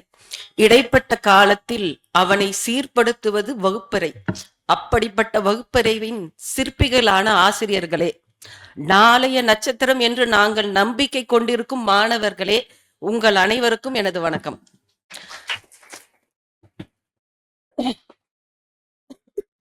மாணவர்களை பெற்றோர்கள் கண்டிக்க வேண்டும், ஆசிரியர்கள் கண்டிக்க வேண்டும். இல்லை என்றால் நாளை அவர்களை சமுதாயம் கண்டிக்கும், ஏன் தண்டிக்க கூட செய்யும். கண்டிப்பு என்பது அடக்குமுறை அல்ல, அதிகாரமும் அல்ல, அது உங்கள் மேல் நாங்கள் வைத்திருக்கும் அக்கறை. நடுவர் அவர்களே, நம்ம எல்லாருக்கும் டிராஃபிக் ரூல்ஸ் எல்லாம் நல்லா தெரியும். சிக்னல்ல நிக்கணும், போகணும், ஹெல்மெட் அணிந்துதான் வாகனத்தை ஓட்டணும், அப்புறம் வந்துட்டு எனது கைபேசி பேசிக்கொண்டே வண்டி ஓட்டணும். இதையெல்லாம் கனிவா சொன்னா யாராவது கேட்பானா? நீங்க ஹெல்மெட் எங்க வச்சுட்டு ஓட்டுறீங்க? நிறைய பேர் இந்த ஹேண்டில் பார்ல தான் இருக்கும். அங்க போலீஸ்காரன் வண்டியை ஒதுக்குனா மட்டும்தான் ஹெல்மெட் தலையில வரும். உயிருக்கு ஆபத்துன்னு இருக்கிற விஷயத்துக்கே உங்களுக்கு கனிவு வேலை செய்யலன்னா கண்டிப்பு தானே வேலை செஞ்சது அந்த இடத்துல, இல்லையா? இப்போ கோவிட் காலத்தை எடுத்துக்கலாம். அப்பெல்லாம் அந்த கோவிடுங்கிறது நம்மளுக்கு நிறைய வாழ்க்கை பாடத்தை சொல்லிச்சு. வகுப்பு பாடம் எல்லாம் ஆன்லைன் மூலயமா வீட்டிலேயே நடந்துச்சு. அப்பெல்லாம் ஆசிரியர்கள் பட்ட பாடு இருக்கே, நாங்க தான் கத்துனோம், கதறணும். அவன் பாட்டுக்கு சந்தோஷமா இருந்தான். அவன்கிட்ட இருந்து 2 வார்த்தை தான் வரும், குட் மார்னிங், தேங்க்யூ. இதை தவிர அவன்கிட்ட ஏதாவது நீங்க கேட்டிருக்கீங்களா? ஒரு 3 மாசமா எங்களை தனியா பேச விட்டாங்க. ஒரு டேப்ல ஆன்லைன்ல லிங்க் ஆன் பண்ணிடுவான், அவ்வளவுதான். இன்னொன்னுல ஆன்லைன்ல கேம் விளையாடிட்டு இருப்பான். இப்போ எப்பவுமே நான் கிளாஸ் எடுக்கும்போது என்ன பண்ணுவேன், இவன் இருக்கானா இல்லையா, நாம தனியா பேசிக்கிட்டு இருக்கோமே அப்படின்னு சொல்லிட்டு அப்பப்ப கொஞ்சம் ரேண்டமா கூப்பிடுவேன், ஏய் இருக்கியான்னு தெரிஞ்சுக்கலான்னு. அப்படிதான் ஒரு தடவை கார்த்திக் அப்படின்ற அந்த பக்கத்துல இருந்து சத்தத்தையே காணும். கார்த்திக் கார்த்திக் 3 தடவை கூப்பிடுறேன். 3வது தடவை கார்த்திக் ஆர் யூ தேர் அப்படின்னு எங்க வீட்டுக்காரர் வந்துட்டாரு பக்கத்து ரூம்ல இருந்து. நான் தான் திட்டுறேன்னு நினைச்சு, அவரை நான் திட்டுறேன்னு நினைச்சு அவர் வந்துட்டாரு. இந்த கொடுமையெல்லாம் நடந்ததா நடக்கலையா? ஆமா மேடம், சூப்பர். இருக்கிறவனாவது நான் தான் கார்த்திக்னு சொன்னா நம்ம நம்பிதான் ஆகணும். இப்போ எதிரணியில சொல்றாங்க இல்லையா, கனிவு தான் நல்லது அப்படின்னு. கனிவு தான் நல்லது அப்படி மேம்படுத்தும் தெரிஞ்சா ஊருக்கு ஒரு கனிவு நிலையம் ஓபன் பண்ணிருக்கலாம்ல. எதுக்கு காவல் நிலையம்? காவல் நிலையம்னு ஒண்ணு இருக்குது, அது இருந்தா காவல் நிலையம்னு ஒண்ணு இருக்குது, தப்பு செஞ்சா தண்டனை கிடைக்குங்கிறதுனாலதான் நிறைய குற்றங்கள் நடக்கல. சூப்பர் மேடம், செம பாயிண்ட். சப்ஸ்டேஷன்லாம் நிறைய உருவாக்கி இருக்காங்க. சைபர் போலீஸ் ஸ்டேஷன் வேற திருப்பி உருவாக்கி. ஆமா ஆமா, படிச்சவன் தான் படிச்சுட்டு ஆசிரியர்கிட்ட ஒழுங்கா, ஆசிரியரோட பணி என்னன்னா பாடத்தை நடத்துறது மட்டும் இல்ல, ஒழுக்கத்தையும் கற்பித்தல் தான். இவங்க நினைச்சிட்டாங்க கனிவு மார்க்ல கனிவு காட்டுறது மட்டும் இல்ல, அவன் நாளைக்கு நல்லா இருக்கணுங்கிறதுக்காகவும் தான் நாங்க இன்னைக்கு அவனை மிரட்டுறோம். சரிங்களா? சரி, இப்போ சின்ன சின்ன விஷயத்துக்கு இப்போ நம்ம ஒரு பையனை திட்டுறோம்னு வச்சுக்கோங்களேன், திட்டே இல்லாம ஒரு பையன் வளர்ந்துட்டான், சரிங்களா? அவன் நல்லா படிச்சுட்டான், படிப்பு மட்டும் முக்கியம் இல்லைங்கிறதுக்காக நான் சொல்றேன். அவன் நல்ல மார்க் வாங்கிட்டான், ஆசிரியர்களும் அவனை கண்டிச்சதே இல்லை, பெற்றோர்களும் கண்டிச்சதே இல்லைன்னு வச்சுக்கோங்களேன். அவன் நாளைக்கு வேலைக்கு சமுதாயத்துல போய் ஒரு வேலைக்கு போகும்போது அவனை யாராவது கண்டிக்காம இருக்க போறாங்களா? சிறு சிறு ஏமாற்றத்தை கூட அவன் சந்திக்கவே இல்லை அப்படின்னு வச்சுக்கோங்களேன், அவன் வாழ்க்கையில ஒரு முதல் ஏமாற்றத்தை சந்திக்கும் போதே அவன் இடிஞ்சு உட்கார்ந்துருவான், அவனால முன்னேறவே முடியாது. சிறு ஏமாற்றத்தை கூட தாங்க முடியாமல் பல தவறுகளை செய்கின்றார்கள் என்றால் அவர்கள் பெற்றோருக்கும் ஆசிரியர்களும் அவனை கண்டிப்பாக வளர்க்காததுனாலதான். பெட் அனிமல்ஸ் மாதிரி ஆயிருவாங்க. கனிவா காட்டிட்டு இருந்தோம்னா அப்படி ஆயிருவாங்க. இல்ல, கொஞ்சம் கண்டிப்பு காட்டணும். Very good ma'am. இப்போ ஒரு பட்டம் உயர அழகாக பறக்க நூலின் கட்டுப்பாட்டு மிக மிக அவசியம். நூல் அறிந்து விட்டால் பட்டம் அத்துக்கிட்டு போகிறது என்பார்கள். ஒருவன் வாழ்க்கையில் உயர்ந்து வாழ வேண்டும் என்றால் பெற்றோர் ஆசிரியரின் கட்டுப்பாட்டுடன் வளர வேண்டும். இல்லை என்றால் நூல் அறிந்த பட்டம் போல் திக்கு தெரியாமல் தான் அவன் நிற்பான். இப்போ 50க்கும் மேல மாணவர்கள் கொண்ட ஒரு வகுப்பறையில நம்ம பாடம் எடுப்போம் இல்லைங்களா? அப்போ அந்த வகுப்பறையில இருக்கிற ஒவ்வொரு மாணவங்கிட்டையும் போய் கனிவா, அப்பா நான் பேசினதெல்லாம் உனக்கு புரிஞ்சுதா அப்படின்னு ஒவ்வொரு மாணவங்கிட்டையும் நீங்க பேட்டி எடுத்து அவங்கிட்ட கனிவா நடந்துட்டு இருந்தீங்கன்னா, அதான் அவர் சொல்றாருல்ல, கதிரவேர் சார் சொல்றாரு, நான் இன்னைக்கு 5 உங்களுக்கு எவ்வளவு மணி நேரம் கிளாஸ் கொடுக்குறாங்க?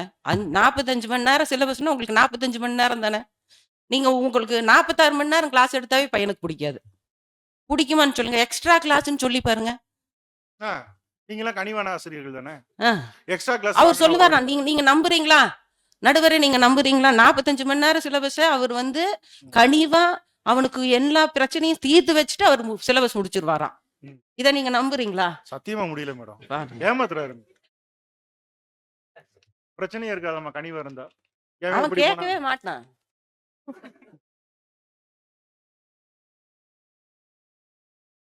எதுக்காக வந்து அதாவது ஒழுக்கம், அதாவது இந்த ஒரு பள்ளியோ இல்ல கல்லூரியிலயோ இருக்கும்போது ஆசிரியர் வந்தோன்னே எழுந்து நிக்கணும், சீருடை அணிந்து வரணும் இப்படிங்கிற கட்டுப்பாடு, கண்டிப்புலாம் எதுக்குன்னா அவன் ஒழுக்கத்தையும் சேர்த்து கற்பிப்பதற்காக தான். இப்போ நம்ம அகிம்சையை கடைபிடித்த நமது தேசத்தந்தை காந்தியடிகள் அவருடைய சுயசரிதையில எழுதியிருக்காரு. சபர்மதி ஆசிரமத்துல ஒரு சிறுவன் இருந்திருக்கான். அவன் வந்து ஒரு தவற பலமுறை செஞ்சிருக்கான். அவரை அன்பா கனிவா எங்க எதிரறிஞர் மாதிரியே ரொம்ப கனிவா நிறைய தடவை சொல்லி பார்த்திருக்காரு. அவன் கேட்கவே இல்லை. ஒரு நாள் என்ன பண்ணியிருக்காரு, நூல் தடி கொண்டு அவன் மணிக்கட்டில் அடித்திருக்காரு. சரிங்களா? அதுக்கப்புறம் அவன் தப்ப செய்யவே இல்லையா. இது அகிம்சை வழி பிடித்த காந்தியடிகளுக்கே புரிஞ்சிருக்கு, எங்க எதிரணியர்களுக்கு தான் புரியல. இப்போ நீங்க ரெஃபரன்ஸ் எங்க இருந்து எடுத்திருக்காங்க பாருங்க. இப்போ மிக சிரமமான வேலை செய்யறாங்க பாருங்க, மூட்டை தூக்குறவங்க, லாரி பஸ் ஓட்டுறவங்க, இவங்களெல்லாம் நீங்க போய் கேட்டு பாருங்க. அன்னைக்கே எங்க அப்பா அம்மா சொல்றத நான் கேட்டிருந்தா, அன்னைக்கே எங்க ஆசிரியர் சொல்படி நான் நடந்திருந்தா இன்னைக்கு எனக்கு இந்த நிலைமை வந்திருக்காது அப்படின்னு சொல்லுவாங்களா? சொல்ல மாட்டாங்களா? கண்டிப்பா சொல்லுவாங்க. இப்போ ஒரு பையன் இருக்கான், சுமாரா படிக்கிறான்னு வச்சுக்கோங்க, 50 மார்க் வாங்க முடியும் அவனால. இப்ப 50 மார்க் வாங்குறவன ஒரு அம்மா வந்து என்ன பண்றாங்க, படிச்சே ஆகணும், இன்னைக்கு நீ படிச்சாதான் உனக்கு சாப்பாடு. இப்ப வெளியிருந்து பார்க்கும்போது அவங்க என்னமோ ஒரு அரக்கி மாதிரி தான் தெரிவாங்க. ஆனா அவன் அவங்க அம்மா செய்யற கட்டுப்பாடு கண்டிப்புனால நாளைக்கு அவன் 70 மார்க் 75 மார்க் வாங்கிட்டு சந்தோஷமா வருவான். இப்ப அந்த அம்மா பரவாயில்ல, நம்ம பையன் தானே, அவன் அடுத்த பரீட்சைக்கு படிச்சுக்கிட்டோம், நீ டிவி பாரு சாமி, இல்ல இந்த மொபைல் பாத்துக்க அப்படின்னு சொல்லியிருந்தா 50 மார்க் வாங்குறவன் 30 மார்க் கூட வாங்கியிருக்க மாட்டான். இப்போ முன்னொரு காலத்துல ஒரு அரசர் இருந்தார். அந்த அரசர் வந்துட்டு எப்பவுமே இரவுல நகர்வலம் வருவாராம். அப்படி நகர்வலம் வரும்போது ஒரு வீட்டுல ஒரு கணவனும் மனைவியும் பேசியிருக்காங்க, நான் இந்த மாதிரி வேலை நிமித்தமா வந்து ஒரு ஊருக்கு போறேன், 10 நாள் ஆகும் வர்றதுக்கு. அந்த மனைவி சொல்றாங்க, 10 நாள் என்ன தனியா விட்டுட்டு போறீங்களா? நம்ம அரசர் இருக்கிற நாட்டுல உனக்கு என்ன பயம், நான் வந்து 10 நாள் கழிச்சு வரேன், நீ உனக்கு ஒண்ணும் ஆகாது அப்படின்னு சமாதானம். இத அரசர் கேட்டுறாரு. கேட்டுட்டு அவர் தினமும் நகர்வலம் வராரு இரவு நேரத்துல. அப்படி வரும்போது 9வது நாள் அந்த வீட்டுல ஆணின் குரலும் பெண் குரலும் கேக்குது. அவர் வந்துட்டு இது 10வது நாள் தானே வரேன்னு சொன்னாருன்னு சொல்லிட்டு அவசரத்துல போய் கதவை தட்டிடுறாரு. தட்டின உடனே கனவுன்னு அந்த காலத்து மாதிரி இந்த காலத்து மாதிரி லைட் எல்லாம் இல்ல, அந்த காலத்துல எல்லாம் குடிசை வீடு, இருண்ட வீடு அப்படிதான் இருக்கும். அவர் வெளியே வரும்போது புரிஞ்சுக்கிறாரு இது கணவனும் மனைவியும். சோ உடனே அந்த இடத்துல இருந்து அவர் நகர்ந்து போகும்போது அனைத்து வீடு கதவையும் அவர் தட்டுறாரு. தட்டிட்டு அவர் போயிடுறாரு. அடுத்த நாள் காலையில என்ன ஆகுது, அரசவைக்கு ஊர் மக்கள் அனைவரும் வந்துடுறாங்க.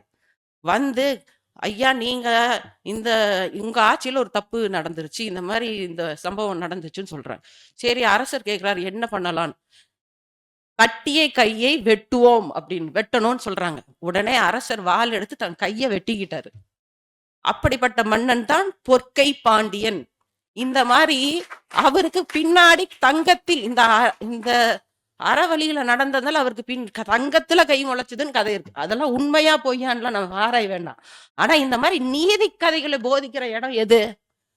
அவன் ஒழுக்கத்தோட நடக்கணுங்கிறதுக்காக தான் இல்லையா? ஒழுக்கம் விழுப்பம் தரலான், ஒழுக்கம் உயிரினும் ஓமப்படும் என்ற வள்ளுவர் சொல்படி ஒழுக்கம்தான் எல்லோருக்கும் மேன்மையை தரும். எனவே அந்த ஒழுக்கமே உயிரை விட சிறந்ததாக போற்றப்படுகிறது. எங்க அணியில சொன்ன மாதிரி காய்ச்சலுக்கு மருந்து சாப்பிட்டு தான் ஆகணும், கஷ்டமா தான் இருக்கும். இப்ப நான் அவர் சொன்ன மாதிரி உடம்பு சரியில்லை, கசக்குதே அப்படின்னு சொல்லி நான் மாத்திரையை சாப்பிட மாட்டேன்னு இருந்திருந்தா இன்னைக்கு வந்து உங்ககிட்ட பேச முடியுமா? கண்டிப்பா பேசியிருக்க முடியாது இல்லையா?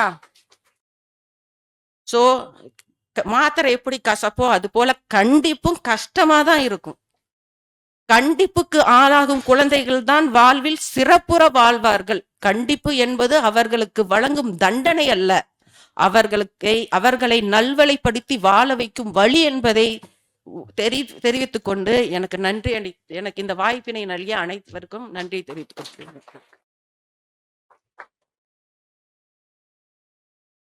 Super madam. நான் பெல் அடிக்கிறதே மறந்துட்டேன். அவ்வளோ அவ்வளோ அருமையா நீங்க பேசுனீங்க. உங்களோட குரல்லே ஒரு கண்டிப்பு இருக்கு. ரைட்டா? உங்களுக்கு அந்த கேரக்டர் உங்களுக்கு நல்லா பொருந்தும். நீங்க கண்டிப்பான ப்ரொஃபஸரா இருந்தீங்கன்னா எல்லாரும் ஒத்துக்குருவாங்க. உண்மையிலே அந்த மாதிரி நிறைய விஷயங்களை யோசிக்க வச்சுட்டீங்க. கனிவாவே இருந்துட்டோம்னா அப்புறம் வந்து அவனோட ரிசல்ட் என்ன? இப்ப கனிவா இருக்கிற வாத்தியாரை பிடிக்கும், சூப்பர் சாருமாங்க. ஆனா கொஞ்ச நாள் கழிச்சு இந்த போறாரு பாத்தியா, அப்பவே என்னை சரி பண்ணியிருந்தா நான் நல்லா இருந்திருப்பேன்னு சொல்லுவான் போலங்க. அதெல்லாம் எவ்வளவு அருமையா சொன்னாங்க. இவ்வளவு பாயிண்ட்ஸ் எடுத்து யாரு சார் பட்டிமன்றம் நடத்துறாங்க? இவ்வளவு குவாலிட்டியா எங்க சார் பட்டிமன்றம் நடக்குது? மாணவ நண்பர்கள் தயவு செய்து தெரிஞ்சுக்கணும். இந்த டிவி பிரபலங்களை வச்சுக்கிட்டு பட்டிமன்றம்னு நிறைய தொலைக்காட்சியில நடத்துறாங்க. எடுத்துக்கிட்ட தலைப்பை எவ்வளவு அழகா அதோட பாயிண்ட்ஸ் இது பண்ணி அந்த இதெல்லாம் இது பண்ணி வரிசையா கோர்த்து அன்னைக்கு எவ்வளவு வலுச்சிக்கிற மாதிரி பேசியிருக்காங்க. ஒவ்வொன்று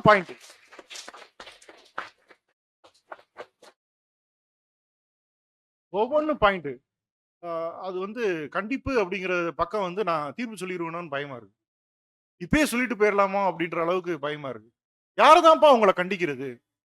நீங்க யாரு பேச்சையும் மதிக்க மாட்டீங்க. யாருமே உங்களை கண்டிக்காம விட்டுட்டா எதிர்காலம் என்ன ஆகுங்கிற பயம் யாருக்கு இருக்குமோ அவங்க தான் வந்து இந்த மாதிரியான விஷயங்களை சொல்லுவாங்க. கண்டிப்போட வளர்க்கணும்னு சொல்லுவாங்க. கண்டிக்காம போயிருச்சுன்னா அந்த சமூகம் எப்படி ஆகும்? காந்தியடிகளே கண்டிச்சிருக்கிறாரு. எவ்வளவு பாயிண்ட்ஸ் எல்லாம் சொல்லியிருக்காங்க.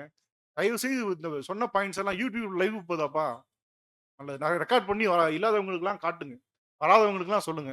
செம்ம குவாலிட்டியான ஒரு நிகழ்வு புருஷோத்தமா. உங்க பேராசிரியர்கள்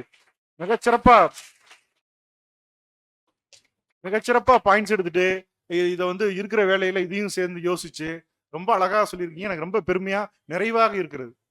இப்ப நம்ம மாணவ நண்பர்கள் களமிறங்குறாங்க. சரிங்களா? மாணவ நண்பர்கள் பட்டிமன்றத்துல கலந்துக்கிட்டு பேசுறது அப்படின்னு வந்திருக்காங்கன்னா அவங்கள நிச்சயமா நம்ம என்கரேஜ் பண்ணணும், வரவேற்கணும். நிறைய பேர் மாணவர்கள் பேசணும். இப்ப வந்து ஆசிரியர்களினுடைய கனிவு தான் அப்படின்னு சொல்றதுக்கு தம்பி கார்த்திக் ராஜா நீங்க தானே பேசணும். இப்ப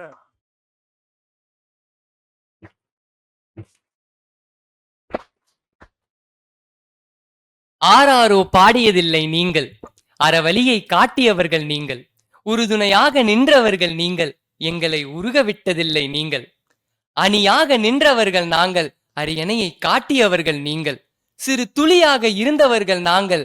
ஆசிரியர்களே, எங்களை பெருங்கடலாக மாற்றியவர்கள் நீங்கள். உங்களுக்கு எனது கனிவான ஆசிரியர் தின நல்வாழ்த்துக்கள் மற்றும் முதற்கண் வணக்கங்கள்.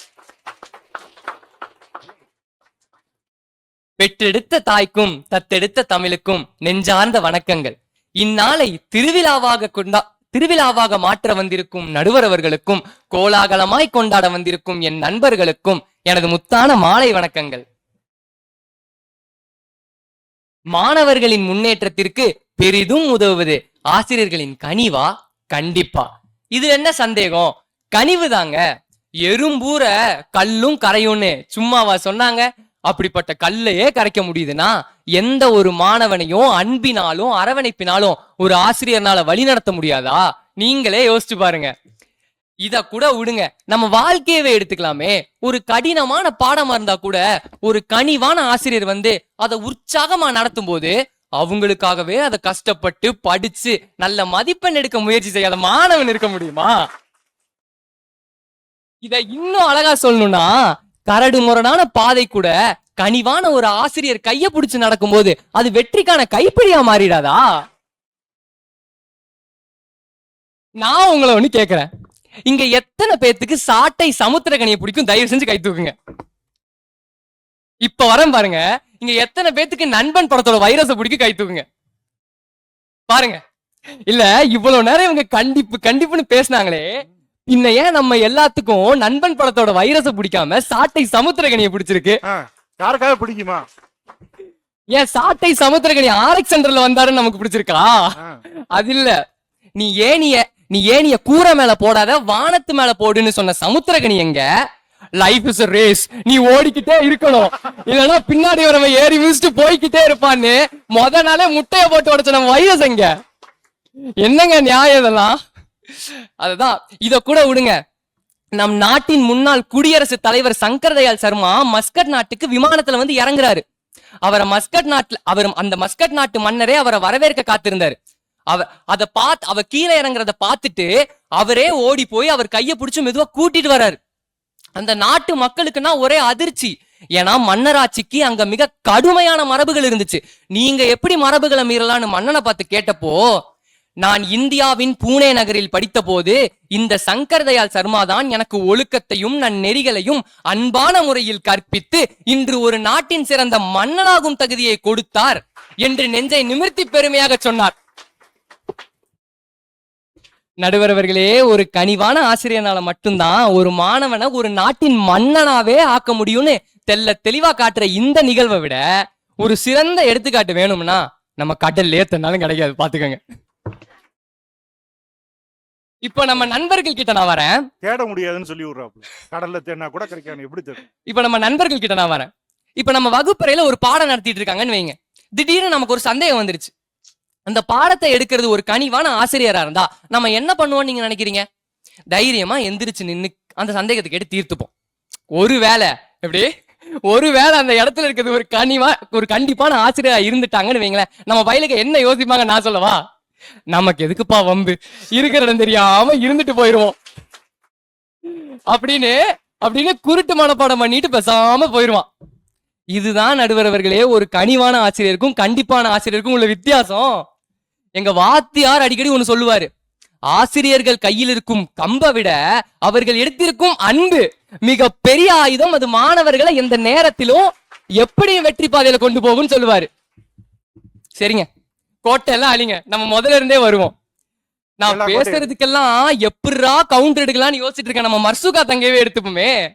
நாளைக்கே அவங்க ஒரு நல்ல கம்பெனில பிளேஸ் ஆயிட்டாங்கன்னு வைங்க. அந்த சந்தோஷமான விஷயத்த சொல்றதுக்கு முதல்ல அவங்க யாரை தேடுவாங்கன்னு நினைக்கிறீங்க? அவங்கள தட்டி கொடுத்து உயர்த்தி ஆசிரியரியா இல்ல திட்டி தீர்த்த ஆசிரியரியா? நீங்களே கேட்டு சொல்லுங்க நடுவரே. கேளுங்கம்மா. You are suspended. யூ டு சஸ்பெண்டட்னு சொல்ற ஆசிரியர் நீங்க தேடுவீங்களா? கனிவான ஆசிரியர் தானே தேடுவீங்க. ரொம்ப தம்பி, ஆனா டவுட் கேட்கறது எல்லாம் சொன்னீங்க பாருங்க. இதெல்லாம் நல்லா கேளுங்க. உங்க கையில இப்ப வந்து ஒரு இனிப்பான பழத்தையும் ஒரு கசக்கரை காயவும் கொடுத்தா நீங்க எதை ஏத்துப்பீங்க? இதுல என்னங்க சந்தேகம்? கண்டிப்பா பழம் தான். ஏன்டா இதெல்லாம் நீ ஏன்டா இங்க வந்து பேசிட்டு இருக்கேன்னு கேக்குறீங்களா? இதத்தாங்க நம்ம திருவள்ளுவரும் சொல்றாரு, இனிய உளவாக இன்னாத கூறல் கனி இருப்ப காய் கவர்ந்தற்று. இதுல இருந்து நமக்கு என்ன புரியுதுன்னா, கனி போன்ற கனிவை வச்சுட்டு ஏங்க காய் போன்ற கண்டிப்பா தேர்ந்தெடுக்கணும். ஏன் இத நம்ம திருவள்ளுவரே சொல்லிட்டு போனதுக்கு அப்புறம் அந்த பக்கத்துல இருக்காங்களே ஒரு 2 ஆசிரியர்கள், அவங்க எங்க பக்கம் சேர போட சொல்ல போறாங்க பாருங்க. ஆனா அதுக்கும் நாங்க கனிவா இடம் கொடுப்போம் நடுவரே.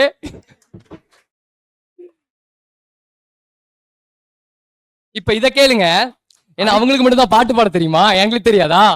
இப்ப பாருங்க, அன்னையிடம் நீ அன்பை வாங்கலாம், தந்தையிடம் நீ அறிவை வாங்கலாம், இரண்டும் இருந்தால் பேரை வாங்கலாம், பேரை வாங்கினால் ஊரை வாங்கலாம். இப்படி ஒரு அம்மாவையும் அப்பாவையும் ஒரு ஆசிரியர் கிட்ட பார்க்க முடிஞ்சுட்டா அதை விட பெரிய வரம் இருக்குமா? பிறகு பேர் என்ன ஊர் என்ன உலகத்தையே வாங்கலாம் நடுவரே. ஆனா இஎம்ஐ இருக்காது, பாத்துக்கங்க. நம்ம எம்ஜிஆர் சொல்லிட்டு போனது இப்ப அப்படியா இருக்கு? அன்னையிடம் நீ அன்பை வாங்கலாம், தந்தையிடம் நீ அறிவை வாங்கலாம், ஆசிரியர்கிட்ட போனா 2 அடிய வாங்கலாம் மாத்தி வச்சிருக்காங்க. எங்க போய் முறையிடுறது? இதெல்லாம் கருத்துக்களை ரொம்ப பொங்கி வலிச்சுட்டேன்னு நினைக்கிறேன். இது ஒரே ஒரு விஷயத்த மட்டும் சொல்லி நான் முடிச்சுக்கிறேன். ஒரு கண்டிப்பான ஆசிரியர்னால ஒரு மாணவனை நல்ல மதிப்பெண் வேணா எடுக்க வைக்க முடியுமே தவிர, ஒரு கனிவான ஆசிரியர்னால மட்டும்தான் அவனை ஒரு மதிப்பான மனிதனா மாத்த முடியும்.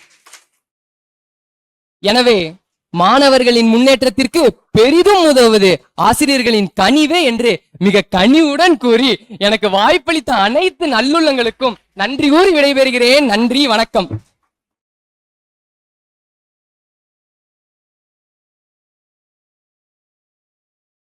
உண்மையே சொல்றேன், எதிர்காலத்துல கார்த்திக் ராஜா மிகப்பெரிய செலிபிரிட்டியா மாறுவார்.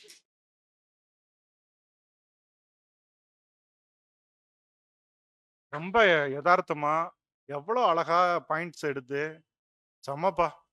நீங்களா இவ்வளவு நல்லா பேசுறீங்கன்னு தெரிஞ்சுன்னா இந்த மாதிரி நடுவரா இருக்கிறதுக்கு வந்திருக்கவே மாட்டேன் நான். ஏதோ பேசுவாங்க, நம்ம போய் ஏதோ ஒப்பேத்தி விட்டுறலாம் அப்படின்னு சொல்லிட்டு வந்தா. எவ்வளவு அழகா பேசுறீங்க கார்த்திக் ராஜா. இப்ப ரொம்ப நீங்க நல்லா பேசுனீங்க. 100% ரேட்டிங் எவ்வளோப்பா? 100 ரேட்டிங் கொடுத்துட்டாங்க. ரைட்டா?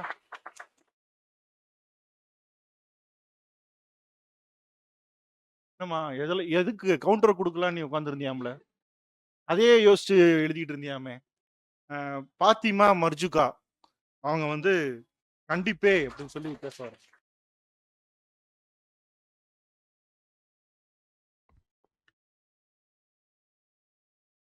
குறும்புகளை ரசித்து குழப்பங்கள் தீர்த்து தவறுகள் தவிர்த்து தன் நம்பிக்கை கொடுத்து தோல்வியை பழக்கி வெற்றிக்கு வழிவகுத்து பொறாமையின்றி வாழ்த்துரைத்து கண்டிப்பா எம்மை நாளும் உயர்த்திடும் ஆசிரியர்களே, உங்களுக்கு என் அன்பான ஆசிரியர் தின நல்வாழ்த்துக்கள். ரொம்ப குழப்பமா இருக்குப்பா. எல்லாரும் இப்படியே சொன்னீங்களா? யாருதான் என்னதான் முடிவு சொல்றதுன்னு தெரியல. நல்ல தீர்ப்பு வழங்கவிருக்கும் நடுவருக்கு என் பணிவான வணக்கங்கள்.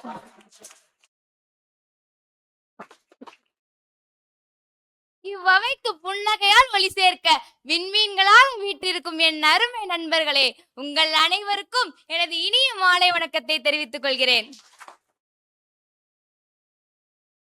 மாணவர்களின் முன்னேற்றத்திற்கு பெரிதும் உதவுவது ஆசிரியரின் கனிவா? கண்டிப்பா. நீங்களே சொல்லுங்களேன். கனிவுங்கிறது மாணவர்களுக்கு முக்கியம்தான், நாங்களும் இல்லைன்னு சொல்லல. ஆனா அதை கொடுக்கறதுக்கு இந்த காலத்துல அம்மா அப்பா தாத்தா பாட்டின்னு எவ்வளவோ பேர் இருக்காங்க. ஆனா கண்டிப்புன்னு ஒண்ணு கொடுக்கறதுக்கு ஆசிரியர்கள் ஒருத்தவங்க இல்லனா அந்த மாணவரோட நிலைமை என்ன ஆகும் நினைச்சு பாருங்க நடுவரே. நினைச்சு பாக்குறேம்மா. தமிழ்ல ஒரு அழகான பழமொழி இருக்கு, ஆடுற மாட்டை ஆடித்தாங்க இறக்கணும், பாடுற மாட்டை பாடித்தாங்க இறக்கணும்னு. உதாரணத்துக்கு ஒரு ஆசிரியர் அசைன்மெண்ட் கொடுக்கறாங்கன்னே வச்சுக்கோங்களேன், அவங்க மட்டும் கனிவான ஆசிரியரா இருந்தா போதும், எப்படிடா ஏமாத்தலாம் தள்ளி போடலாம் தான் யோசிப்பாங்க. கொடுத்துருவாங்களா? பெஞ்சு கேட்க வைப்பாங்க. இதுவே அந்த ஆசிரியர் கண்டிப்பான ஆசிரியரா இருந்து முடிக்கலன்னா உள்ளேயே விட மாட்டேன், மதிப்பெண்ணை குறைச்சிருவேன்னு ஒரு 4 மிரட்டுமே. நைட்டு எவ்வளவுதான் நேரம் இல்லைனாலும் 12 மணி 1 மணிக்காவது எழுதி முடிச்சிருவான். அதனாலதான் கண்டிப்பு தேவைன்னு சொல்றோம். சார், இந்த மாதிரி கண்டிப்பா இருந்தா தான் அசைன்மெண்ட் கிடைக்கும். ஏன் திருவள்ளுவர் நம்ம கார்த்திக் ராஜா அண்ணாக்கு மட்டுமா குரல் எழுதியிருக்காரு? எங்களுக்கு தான் எழுதியிருக்காரு.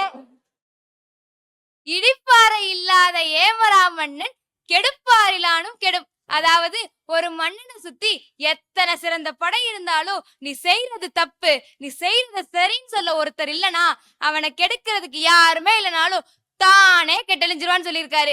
அப்பேற்பட்ட மன்னவனுக்கே அந்த நிலைமனா? மாணவரோட நிலைமைய நினைச்சு பாருங்க நடுவரே. சார் ரொம்ப மேட்ச் ஆயிட்டாரு. நினைச்சு பாக்குறேம்மா. நம்ம சின்ன பிள்ளை இருக்கும் போது நம்மள எப்படி வளர்க்குறாங்க, ஒழுங்கா சாப்பிடு இல்ல பூஜாண்டி கிட்ட புடிச்சு கொடுத்துருவேன், பொய் சொன்னா சாமி கண்ணை குத்துருன்னு வளர்த்த பிள்ளைங்க கிட்ட போய் ஆசிரியர்கள் மானே தேனே பொன்னானேன்னு கனிவா இருந்தா அவங்க பேச்ச கேட்பாங்களா என்ன? நம்ம முன்னாள் ஐஏஎஸ் இறையன் வந்து அழகா சொல்லியிருக்காரு, நம்ம வாழ்க்கையில 2 பேர் ரொம்ப முக்கியமானவங்க. ஒருத்தவர் நம்மள பிணமாகாம பாத்துக்கிற மருத்துவர், இன்னொருத்தர் நம்மள நடைபிணமாகாம பாத்துக்கிற ஆசிரியர்.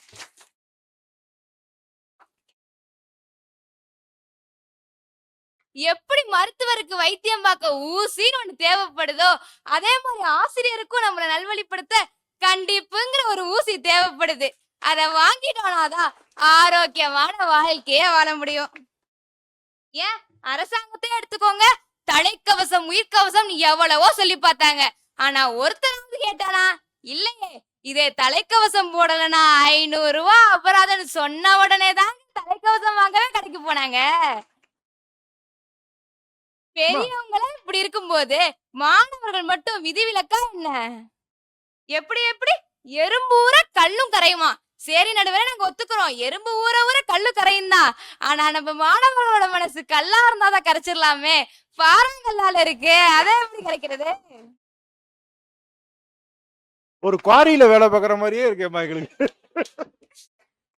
வாழ்க்கையில பிடிச்ச வேலையை செய்யாம கிடைச்ச வேலையை செஞ்சுக்கிட்டு இருக்க எத்தனையோ பேர் சொல்ற பொதுவான கருத்து என்னன்னு தெரியுமா? நான் மட்டும் அன்னைக்கே அந்த வாத்தியார் பேச்ச கேட்டிருந்தா எங்கேயோ போயிருப்பேன் தாங்க சொல்லுவாங்க. இதத்தான் அப்பயே சொன்னாங்க, முதிர் நெல்லியும் மூத்தோர் சொல்லும் முதல்ல கசக்கதான் செய்யும். அதே மாதிரி கண்டிப்பும் முதல்ல கசக்கதான் செய்யும். கனிவுங்கிறது நூடுல்ஸ் மாதிரி பார்க்க அழகா டேஸ்டா இருக்கும், ஆனா உடம்பு வேஸ்டா போயிரும். ஆனா கண்டிப்புங்கிறது இடியாப்பம் மாதிரி பார்க்க கொஞ்சம் சிக்கலா தான் இருக்கும், ஆனா உடம்ப பக்காவா பாத்துக்கும்.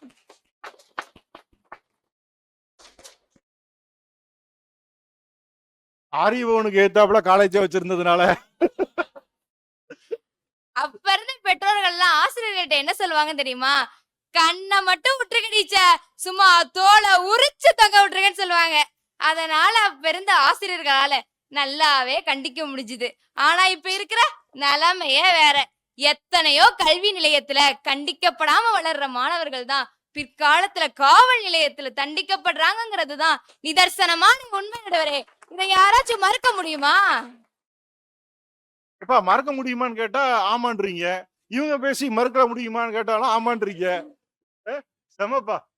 50,000 ரூபாய் கொடுத்தா கிடைக்கும் தங்கத்தட்டு, 5,000 ரூபாய் கொடுத்தா கிடைக்கும் வெள்ளித்தட்டு, கோடி ரூபாய் கொடுத்தாலும் கிடைக்காத ஒன்று உங்கள் கைத்தட்டு.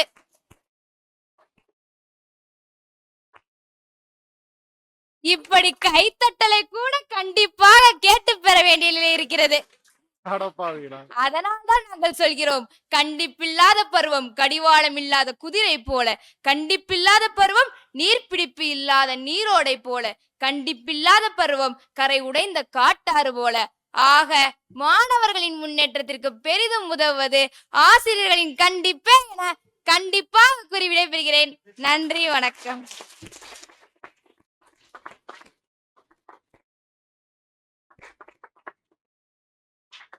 சல்லி சல்லியா நொறுக்கிட்டாங்க. தம்பி கார்த்திக் ராஜா எவ்வளவு ரெஃபரன்ஸ் எடுத்து எவ்வளவு சூப்பரா பேசினாரு. அதோட ஒவ்வொரு பாயிண்டையும் கல்லூர என்னப்பா ஒரு சொன்ன அதை பாறாங்கன்னுட்டாங்க. நீ ஒரு திருக்குறள் எடுத்து சொன்ன, அதுக்கு வேற மாதிரி இடிப்பாறை இல்ல ஏமராமன்னுட்டாங்க. செம்மையா பேசிருக்கீங்கப்பா. பேசுறதுக்கு வேற யாரும் இல்லையா? அப்ப நான் தான் பேசி ஆகணுமா?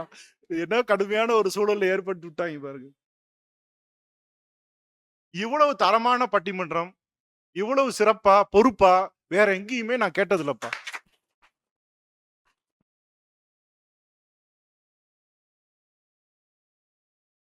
இதுக்கு பின்னாடி எவ்வளவு உழைப்பு இருக்கணும், எவ்வளவு சிந்தனை இருக்கணும். அதை இந்த டைமை தரமான நேரமா மாத்தணும். அதான் நான் புருஷோத்திட்ட சொன்னேன். அந்த மாதிரியான வேலைகளை ரொம்ப சிறப்பா செஞ்சிருக்காங்க. ஆசிரியர்கள் நல்லா பேசுறாங்கன்னா மாணவ மணிகள் அவங்கள விட நல்லா பேசுறாங்க. எக்ஸ்ட்ரா பிட்டிங் எதுவுமே இல்லை, எல்லாமே பாயிண்ட், எல்லாமே இது. அப்படி பேசுனீங்க, ரொம்ப மகிழ்ச்சிப்பா. அப்படியே போற போக்குல என்னத்தையாவது சொல்லிட்டு போயிடலாம் அப்படின்னா சத்தியமா வந்தேன். ஆனா இங்கிட்டு பாத்தீங்கன்னா இவங்க பேசுறதை வச்சுலாம் என்னால தீர்ப்பு சொல்ல முடியாது. இப்ப யாராவது நல்ல எந்த அணி நல்லா பேசுதோ அந்த அணிக்கு சாதகமா தீர்ப்பு சொல்லணும். அதான எனக்கு இருக்கிற வேலை. அப்படித்தானங்க செய்யணும். 2 பேருமே நல்லா பேசியிருக்காங்க, அப்புறம் நான் என்ன பண்றது? எனக்கு வேற வழியே ஆப்ஷனே இல்லை. இப்ப நான் உங்களை நாடி வர்றேன், என்னை காப்பாத்துங்க.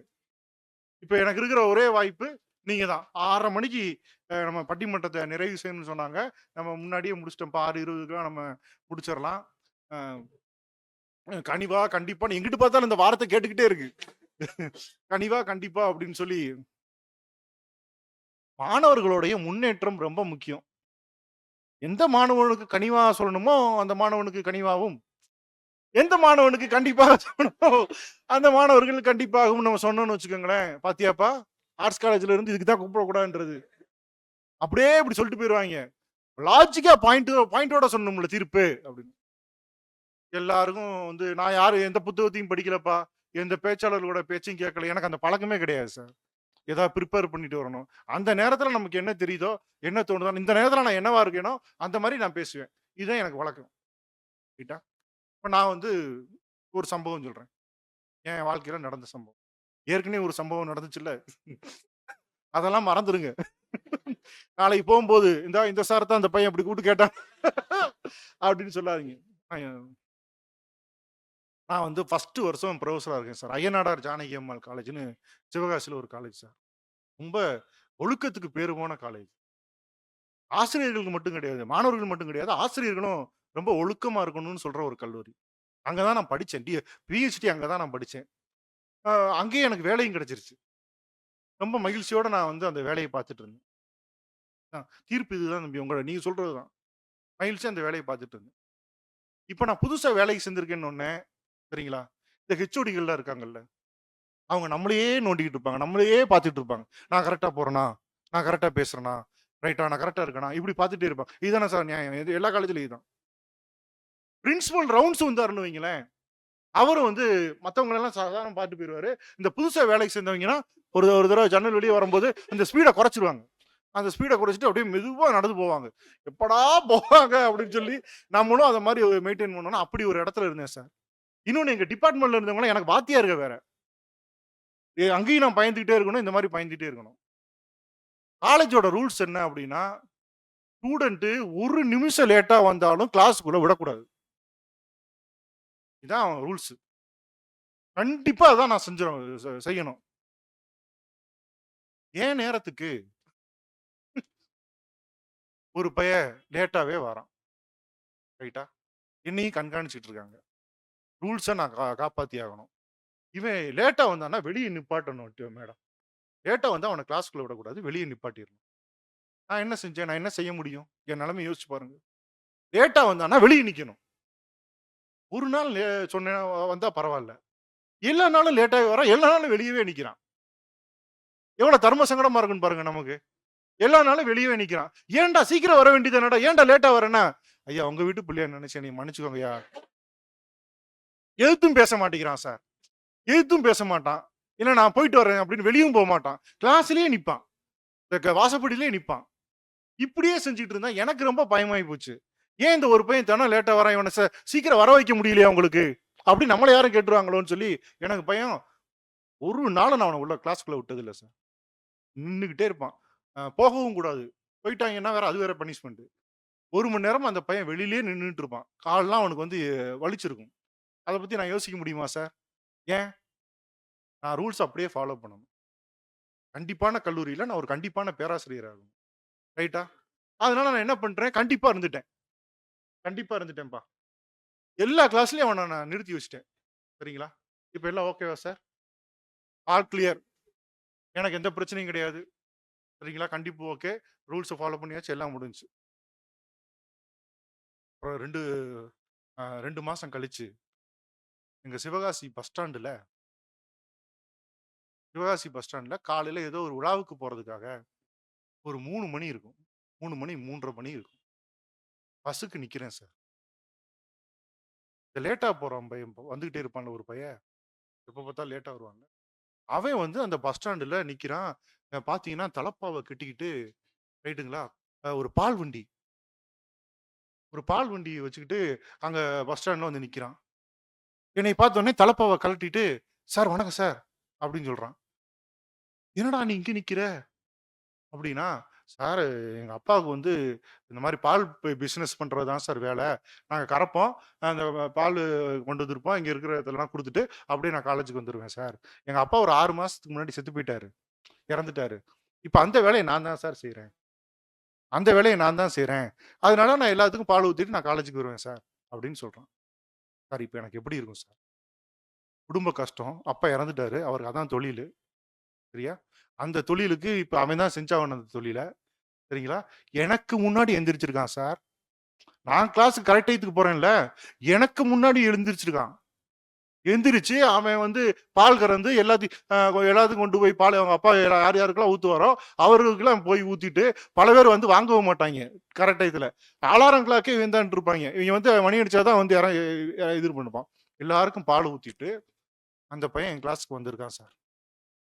இவனை வந்து நான் வந்து 1 நிமிஷம் லேட்டுன்னு சொல்லி வெளியே நிக்க வச்சிருக்கேன். எனக்கு எப்படி இருக்கும்?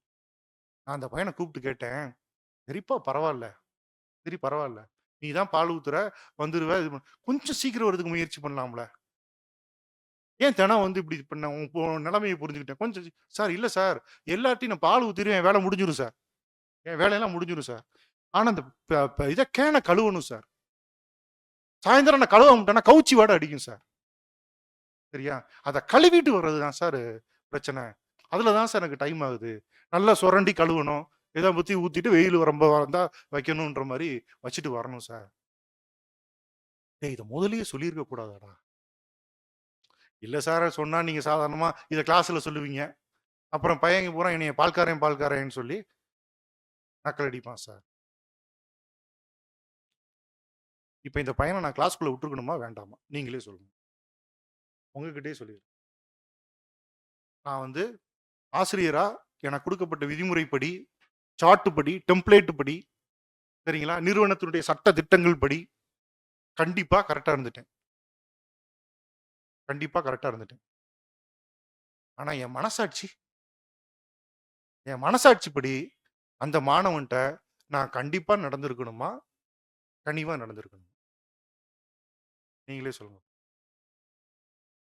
அதுதானப்பா தீர்ப்பு. சந்தர்ப்ப சூழ்நிலையின் காரணமாக செயற்கையாக நாம் வைத்துக் கொண்டிருக்கிற விதிமுறைகளை பின்பற்ற வேண்டும் என்று நாம மாணவர்கள்ட்ட கண்டிப்பை காட்டிக்கொண்டே இருக்கிறோம். கண்டிக்க வேண்டிய நேரத்தில் கண்டிக்க வேண்டும் என்பதுதான் விதி. அதுதான் சரி. ஆனால் நாம் செய்து கொண்டிருப்பது எந்திரங்கள் செய்கின்ற வேலையை அல்ல. ஒரு மணி கரெக்டா ஒரு வாழ்க்கை கரெக்டா 12 மணிக்கு டைம் அடிச்சிரும். அந்த இயந்திரத்துக்கு சரி. நான் உயிருள்ள மாணவர்களை, உயிரும் உணர்வுமாக இருக்கின்ற மாணவர்களை ஒவ்வொரு நாளும் பார்த்துக்கிட்டு இருக்கேன், டீல் பண்ணிக்கிட்டு இருக்கேன். சரியா?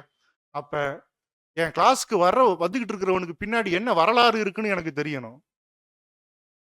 தமிழ்ல நான் பெரிய புலவர் தெரிஞ்சுக்கோங்க. எனக்கு நன்றாக தமிழ் தெரியும்.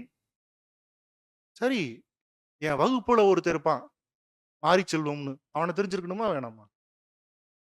எல்லாம் சப்ஜெக்டை தெரிஞ்சுட்டுக்கோங்கிறது தான். இதுல வந்து நான் படிக்கும்போது கோல்டு மெடல் தெரியுமா, நீ என்னை மதிக்க மாட்டேங்க, வைரஸ் குரூப்புக கோல்டு மெடல் தெரியுமா, என்னை நீ மதிக்க மாட்டேங்கிறியா அப்படின்னு சொல்லிட்டு இந்த மாதிரி நம்ம வந்து சப்ஜெக்டை பத்தி படிச்சுக்கிட்டு நம்ம மாணவர்களினுடைய பின்னணியே மறந்துடுறோம். ஏன் சார் இந்த வெறும் ரூல்ஸ் ரெகுலேஷனை ஃபாலோ பண்றதுக்கும் இந்த விஷயத்தை அப்படி செய்யக்கூடாது இப்படி செய்யக்கூடாதுன்னு கண்டிச்சு இதெல்லாம் உனக்கே தெரியும் சார். நீங்கள் ஒருவேளை கண்டிக்காம விட்டா கூட, நீங்களே சொன்னீங்களே, நீங்கள் கண்டிக்காமல் விட்டால் என்றைக்காவது ஒரு நாள் யாராவது ஒருத்தரால கண்டிக்கப்பட்டு அவன் சரியாக வாய்ப்பு இருக்குது. ஆனால் நீங்கள் கனிவு காட்ட வேண்டிய நேரத்தில் கனிவு காட்டாம விட்டுட்டீங்கன்னா அவன் வாழ்க்கையை வீணா போயிருமா இல்லையா?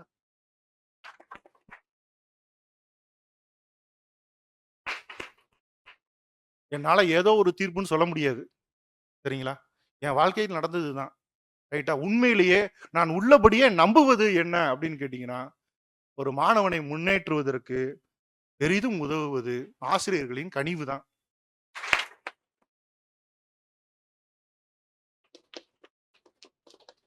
இதை நீங்க ஏத்துக்கிறீங்களா?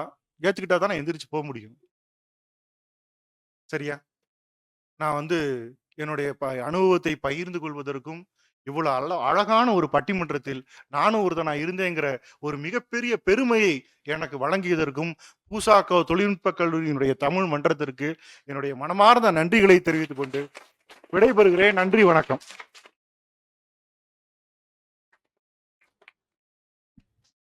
நடுவரின் தீர்ப்பே நல்லதோர் தீர்ப்பு.